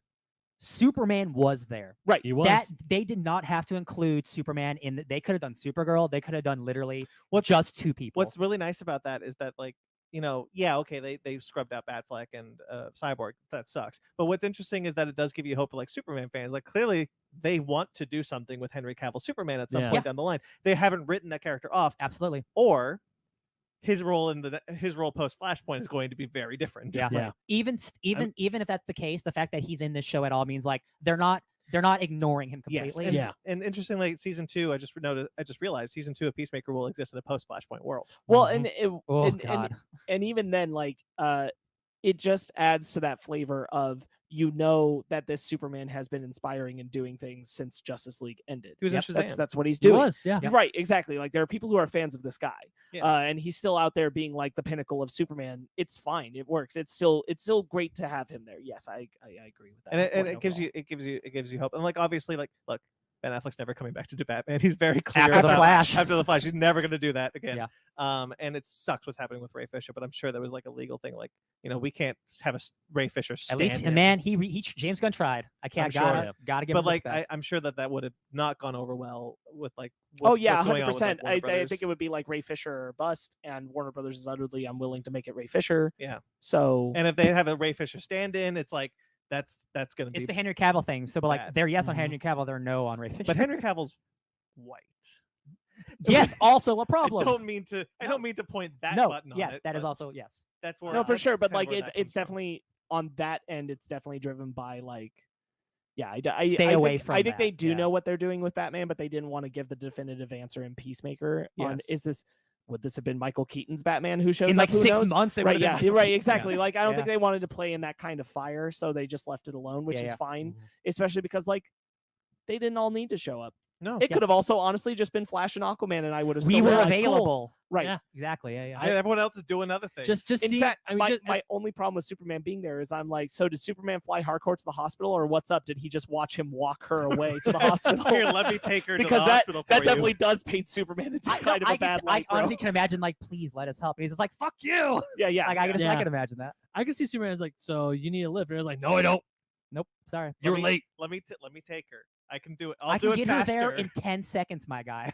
It's like, dude, I was out in space when I heard this call, so you're It's- welcome. It is not nothing that Warner Brothers was willing to allow John Cena's Peacemaker to say, "You're fucking late, dickheads," to the Justice League. That's not nothing. Yeah. I never Yeah. thought that would happen Yeah. on screen. That they'd allow that. We'll never That's hear incredible. They the heard- Justice League swear again. Hold on, No. real quickly. Marvel would never. Disney would never let any of the Avengers say fuck you to another member. of of course the, not. of the Well, Avengers. They Well, even deleted and so, Stan like- Lee so, like- to give Rocket the finger. They said they can't do that. let's let Disney make one rated R project in the MCU Well, and but then yes, we'll talk. but like the idea that like the Justice League, Aquaman said fuck.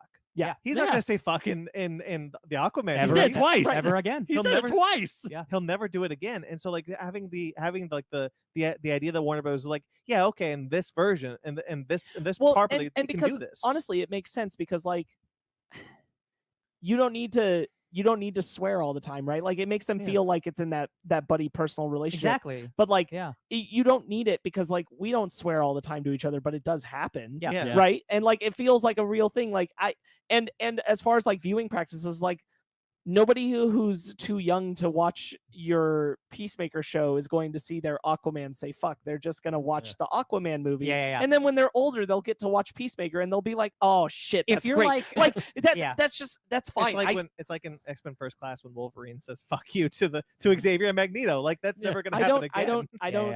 I don't get people being so upset about Aquaman using the F word. I'm like, let it go. Like it makes him feel more like a real does. person. To Also, me. it's like if this were like lame white Aquaman, but it's like cool ass Jason Momoa Aquaman. Sure, that yeah. dude's probably swearing left and right off I can screen. Give only me a break. I can only imagine like if there was a version of Aquaman to say fuck, Look, it would be Jason look, Momoa yeah, or bearded Aquaman. Yeah. It'd be one of those guys. Aquaman swears in Aquaman. We just cut around when it happens. Exactly. Yeah, My man. Guys, I'm very excited for Aquaman. me too. Also, I just love I'm it. excited for the future of the DC universe. I do hope going forward we get DCEU cameo appearances in these kind of HBO Max shows like this. Yeah. But like this, I don't need you to make a whole thing out of it. Like Mhm. this was perfect. Yeah. This was a perfect cameo appearance. like This next, wasn't over bloated. It wasn't over built to. It was just right. So there were a few times where like the show had me dying of laughter that I rewound it so I could watch the scene again. Sorry, Emma. And the Justice League cameo were like Jason Momoa because I thought, okay, cool, we just got body Did that doubles. get spoiled for you, Ben? By the way, No, it did not. Thank God. Incredible. For me. I apparently was I got just spoiled. staying very James far away Gunn from warned I'm it. you. so sorry. I knew there were DCEU cameo appearances, but I had no idea who. So I had no my clue. My mind was racing. I'm like, is it going to be Harley? Is Yeah. Bloodsport going to show up? Like, who are they going to send? I Are we didn't- just going to get a King Shark appearance and he's going to kill the cow? here's what happened. So like I also knew, and I'd be like, it's probably like never in a million years I think the Justice League would be in the show. No, not And even so a like little. so when I saw a post that was just like the DCEU Justice League, I was like, oh, probably like a picture of Peacemaker, a picture of Michael Keaton, a picture of Ezra Miller, like someone's just making a. But no, it's the scene. From Someone's the end of someone's using Peacemaker. doing a Lex Luthor computer thing where Yes. they're just Yeah, like yeah. popping up some But- profile videos and they're like, don't worry, they're in the same I mean, universe. and here's the thing: I wasn't mad because like that was 30 seconds, and Yeah. so that would have been cool if it wasn't spoiled. But like nothing else of the episode was spoiled for me, Mhm. and, And so again, that's the important I thing. agree. Sorry, real quick, Ben, just on his point. Like, I agree because when I was watching it and I hadn't known about it, it just hit as like, oh, this is nice. But Yeah. it wasn't like, again, if it hadn't happened, I was completely satisfied with Me what I too. watched before the finale. I wasn't waiting it's not for like the those Kingpin reveal. I or knew something. there were yes. DCU cameos. I wasn't waiting for them. I wasn't looking for them. I was caught up in what was happening with the characters. Go ahead, Ben. Yeah. So as I was saying, the reason I rewound the like Aquaman, Jason Momoa, because I saw the buy doubles. Like when you see the Justice League plans, like okay, cool, buy doubles. This is the DCU. I was the exact same way that you were. I wasn't trying to find the DCU. I wasn't like I think I mentioned Where X, are Y, Z. you? Where's the DCEU? Like the second they mentioned Batmite, Green Arrow, and all this other shit, I'm like, that's right. This is the DCEU. Yeah.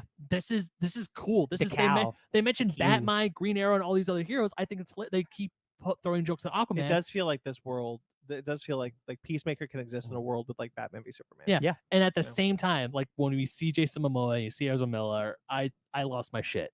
I was laughing my ass off because when Peacemaker walks by and says, "Keep fucking fish," and then he's like, "I'm really tired of the Yeah, robot." I would have been more upset if anything else in this episode was spoiled for me, and I'm glad it wasn't. But Sparks is absolutely right. The best thing that the the Justice League being there is that Peacemaker gets to say "you fucking late Yeah. dickheads" is just so wonderful. It's such a great moment. I was so glad I was watching this at 2:00 at night, and where my girlfriend and my roommate were asleep because I was cackling and they did not wake up, Mm. and that way it was spoiled for Fanny. And I can't. And I have to when I get home tonight. I'm gonna tell her, like, continue watching Peacemaker.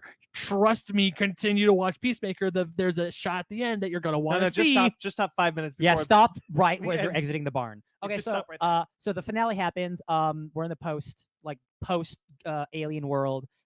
Task Force X has been Outed. out. It's been Spider-Man Mhm. Far From Home, or no, whatever which one it is. Far From Home, yeah. Far From Home. You're right. It's not far. Amanda Waller is not in a good mood. Nope. What's the future of season 2?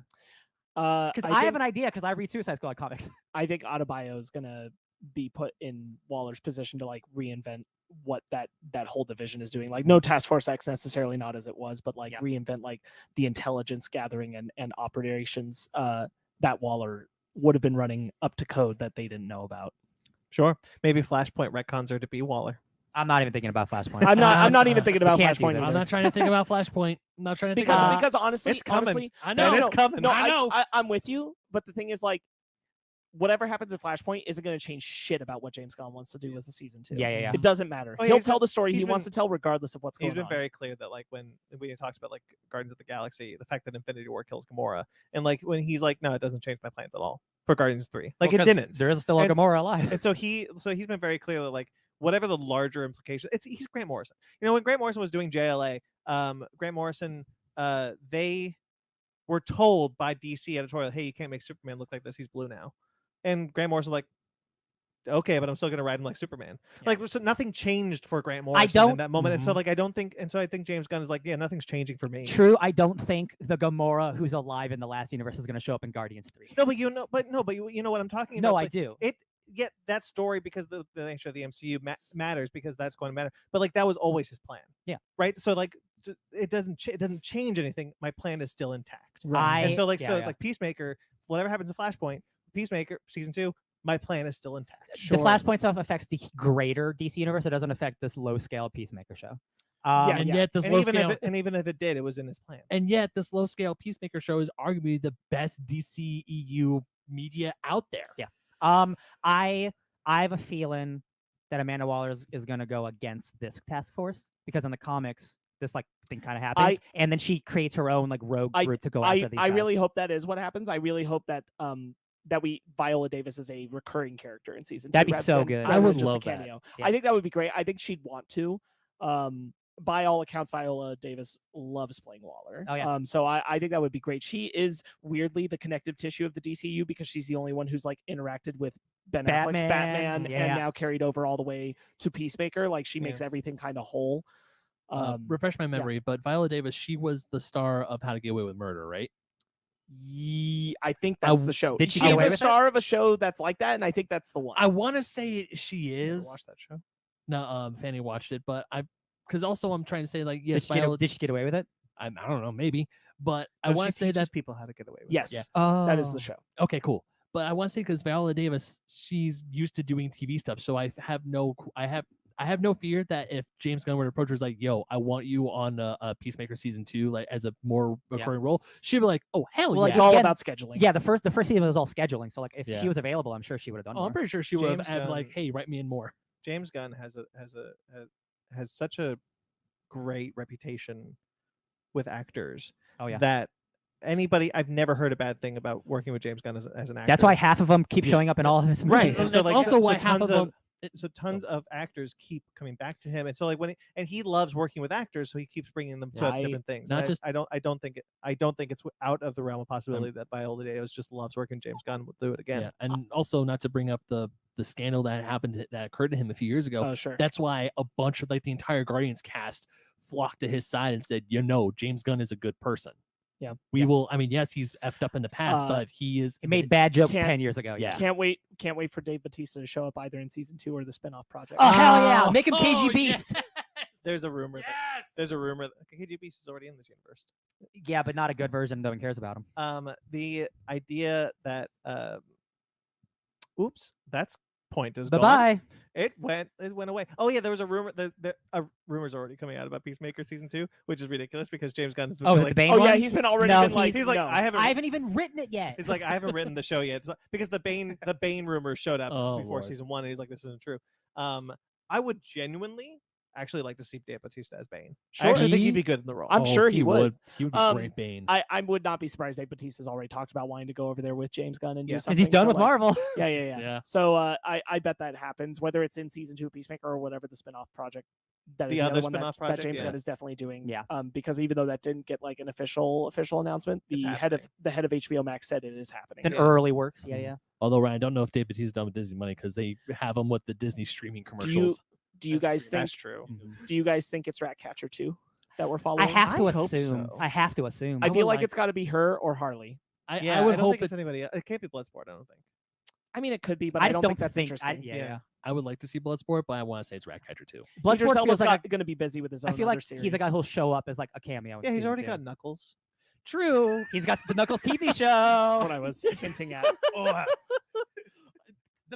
The power dynamic of the Sonic universe is about to change. Oh Okay, my we're gonna talk. God. Okay, so we're gonna talk about that in the main show, but Yeah, or- for sure. We are. I'm so happy about Okay, that. Ben. I feel like this is just mild speculation just because it's fun. We know James Gunn's getting more projects, which is great. Yes. Yeah. I would love for it to be about Ratcatcher 2. I'm also super curious if it will be Harley. And honestly, I kind of want it only because like I don't want Margot Robbie's Harley to go wasted. And a show dedicated to her, 100% I'm all Because we're about just gonna that. be And yeah. he and her had a great time working together on the Suicide Squad. So I would not be shocked if it gets to because we'll that be either. waiting for movies like every 2-3 years, and like Right. that's that character deserves more. Introduce the DCEU Poison Ivy Yes. and just do a James Gunn version of that animated show. Yeah. Yeah. See, like I mean, Gotham honestly, City Sirens. honestly, like there's, Yeah. yeah, Yes, Yeah. a Gotham City Siren show. there's a Do it. lot, and James Gunn being able to do whatever he wants, like that is the situation I want Margot Robbie in. Give me the 8-episode Margot Robbie Harley Quinn series with James Gunn. I absolutely want that, and it would definitely be in a different enough vein that it doesn't need to be connected to Peacemaker. That can be something wholly different, Yeah. and that's also what I want. And you have that Yeah. Harley show, and you can just do like okay, we're Where- not going to do that because we already have that market. because I feel like if he wants to bring back Ratcatcher 2 can come to Peacemaker. Yeah, I she feel like totally there's can. more reason for that. Whereas like I think Harley can have I want it because I want Margot Robbie's Harley to get used. yeah. I want more of that. oh, there's I would love a Gotham City Sirens project. the second Ryan you said Gotham City Sirens. I'm like, that's like Listen, all my that's listen, the best I love part. all my favorite girls together. Hell yeah. Yeah, Would it be hell yeah. Michelle Pfeiffer because Michael Keaton's coming back? I'll take an old lady Catwoman. I'm I'll- reading Catwoman Lonely City by Cliff Chang. I'll do it. Yeah. Hell yeah. I'll just take. Who knows? I'll take anything Who knows at what's this gonna point. happen? I'll take Meow. Zoe Sel. Not Zoe. Well, Saldana. no, Zoe Kravitz. Zoe Kravitz. Thank you. There you go. No, it was always she's got something. she's got her own Batman universe. That's true. She does. That's her too. That's what I'm Batverse. talking. That's what I'm talking about. Like because Michael Keaton's going to be Yeah, yeah. Batman going forward. Like would it be Michelle Pfeiffer as Catwoman? I'll take anything. Interesting dig at Green Arrow. That's definitely about Stephen Amell personally. Yes. Yeah, yes. yeah. But not about his Green Arrow because it's not in the CW universe. I really liked. When the helmet just starts floating up, Mhm. and like Activate the- anti-grav. the thing that really killed me was like the social media accounts were all like, look, you've all been making the jokes about a floating helmet, so here's one. And so like they're just like done, we're done. I did see a Twitter post like, wow, they finally cast John Cena in a role, and it's him in the invisible helmet. It's just like, that's pretty good. Yeah, because James Gunn was like, I'm so sick of these things. So when that happened, it's like we're done now, right? We did it. Good job, everybody. Let's see. Any I don't think I have any much final more. ideas, thoughts, and gifts? I could reiterate some of the funniest lines. I mean, yeah, that's we it. could quote that. Unfortunately, yeah, I like don't I wanna think do I that. think we've covered it pretty well for Yeah. what we can do here as a season wrap up. I to get like any more detail, I wish we'd done it episode by episode. Well, or there at is least another 2 season episodes. coming. Yes, absolutely. You can bet when the next season comes out, we will be diving in Week to week. much more personally. Yes. We were caught off guard by exactly how Watch it just be total our shit. bad. Like we had pretty good faith that James Gunn was going to deliver, but like we just didn't think Not it was to going to be. this level. We didn't think it was going to hit this hard. Yeah. I just cannot stress of how much anytime I now going forward, ever since Guardians of the Galaxy 1, every time I see James Gunn's name assigned to a project, it could be something with Marvel, DC, whatever, you can bet your bottom dollars like now, especially after Peacemaker, I'm gonna be there first. I'm gonna be there day $100. one. You should go back and watch I all the think- other movies he's made. Should I think I should? more importantly, I think this is also I've talked about Lord of the Rings at the end of the year being like kind of a watershed moment for all television on Mhm. streaming services. This is a little bit of a watershed moment for comic book television Yeah, shows. Definitely. Even more than everything- Watchmen, everything will- because this is like actual cape shit. It's already Yeah. happening. Everything is being compared against Peacemaker for quality of character arcs. Yes. The MCU shows are now already In the crossfires. getting in the crossfire for that. And so I'm like, yes, Gotta now, step it up. now you have to work harder Yeah. because this was the DCEU taking a baton in a pretty big way. This will be They've got one show out against 5. on Disney Plus, and this one has taken for the world next, by storm. For the next year, every Marvel show that comes out will be compared to Peacemaker. Man, Yeah. poor Moon Knight. Not to throw the Marvel shows under the bus, because I do enjoy the Marvel shows, I do too. but I mean, I feel like especially Plus- with Marvel and Disney as a whole, they knew they've been holding the crown for years. Yeah. So they thought they we'll weren't just worried. they'll just put stuff out. It's like, yeah, we'll get some care into it, but not a whole lot. Whereas with Peacemaker, they were fighting an uphill battle from day one. And the fact that I forgot where I saw this first, but a F-list comic book character in Peacemaker has become the best comic book TV show out of all the Marvel shows combined. Now I hope Disney would be like, we gotta step this shit up. Well, You know, we that's gotta what we gotta Ryan put out always- better products from going forward. We That's can't what be Ri- complacent. That's what Ryan always talks about with the idea, like the right creative team can make anything good if you throw enough passion into it. Like, and that's what Yeah. I've also talked about. Like the thing that I always respond really well to is passion. Like, why do I like Aquaman so much? Because the passion that James Ben- Wan has for it. And so like Mhm. Peacemaker, same thing. James Gunn has such passion for Peacemaker Mhm. that I respond so well to that. And like I don't, that not again. Ben brings up a good point in that we've got a big year of DCEU films actually coming out. Hot dog, we do. Mhm. And the Batman's certainly going to move the needle a little bit on comic book But it's its own adaptation thing. films, but it's Right. its own thing. So the MCU, they haven't felt threatened, even though Birds of Prey, by our accounts, was an incredible film. Mhm. Yeah. Even though the Suicide Squad was a very good film, but again, like neither of them pushed hard enough to make like Marvel feel like they have competition.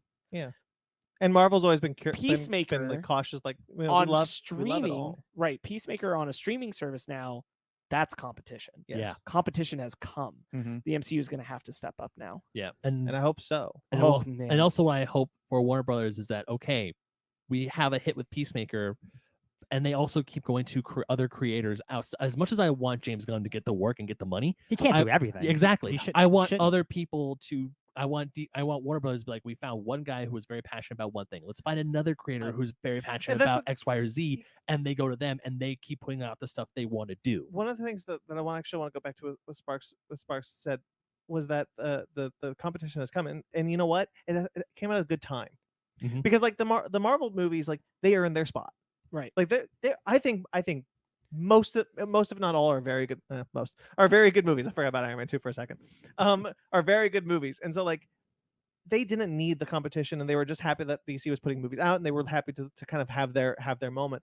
But for their shows, they went into a place where they were not comfortable doing. They went into a place that they needed a big learning curve.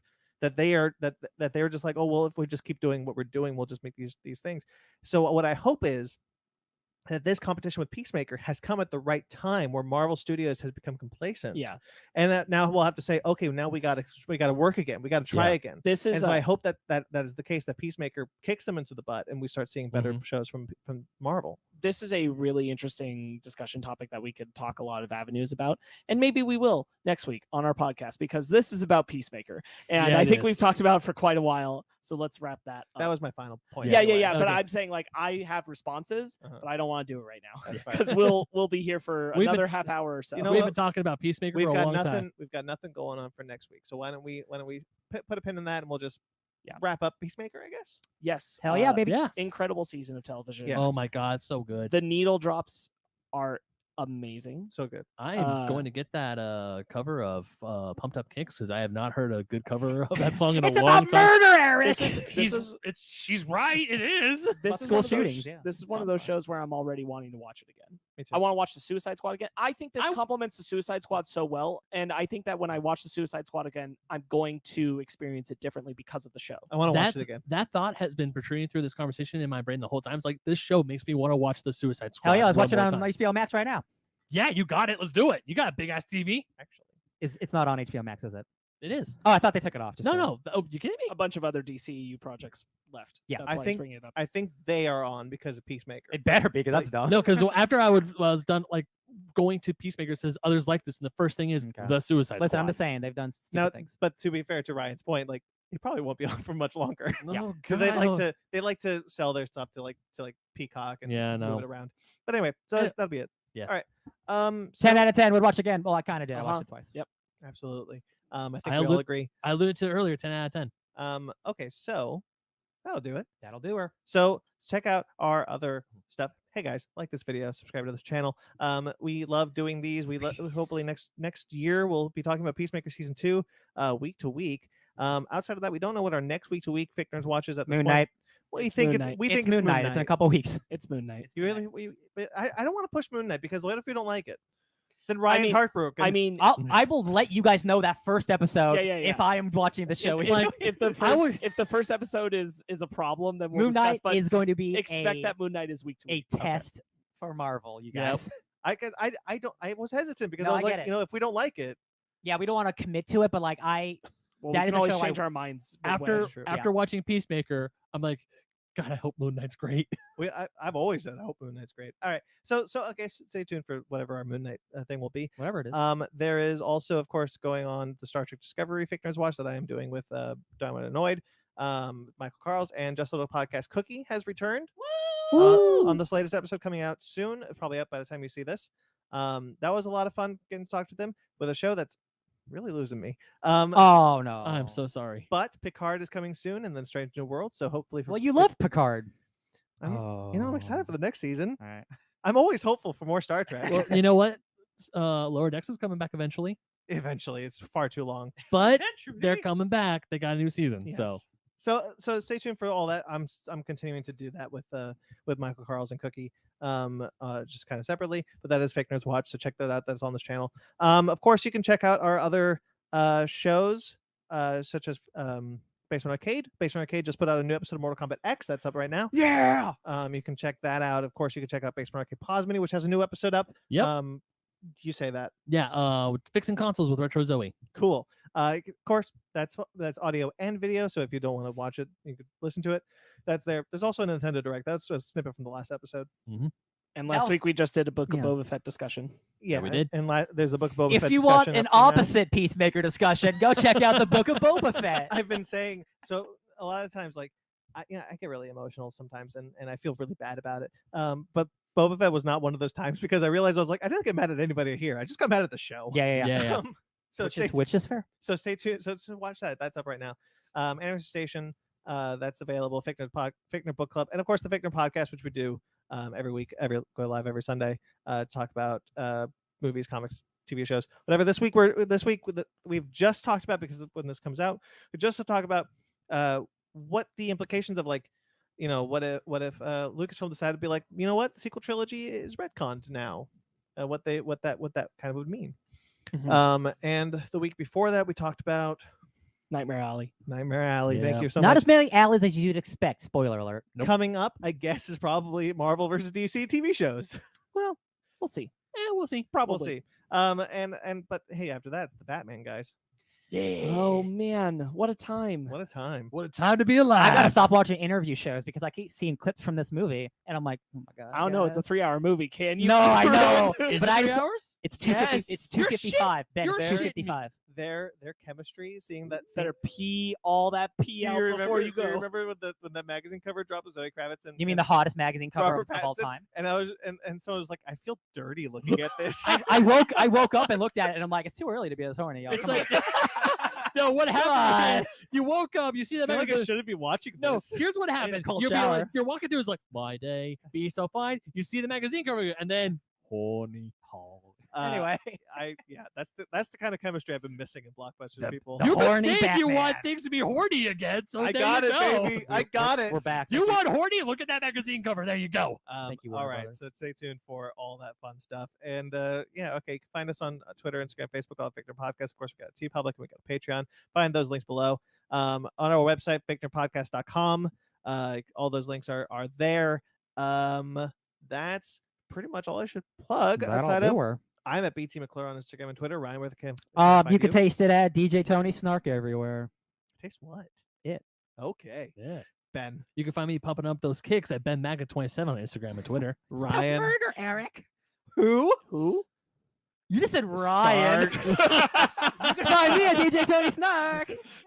You can find me rocking out with the 11th Street Kids at Sparks Witty on Instagram, Twitter, SPARKZ Witty. All right. Find us on all the socials. Find us there. One last note on Peacemaker. There's never a wrong time to rock. Realize it was one moment I wanted to highlight.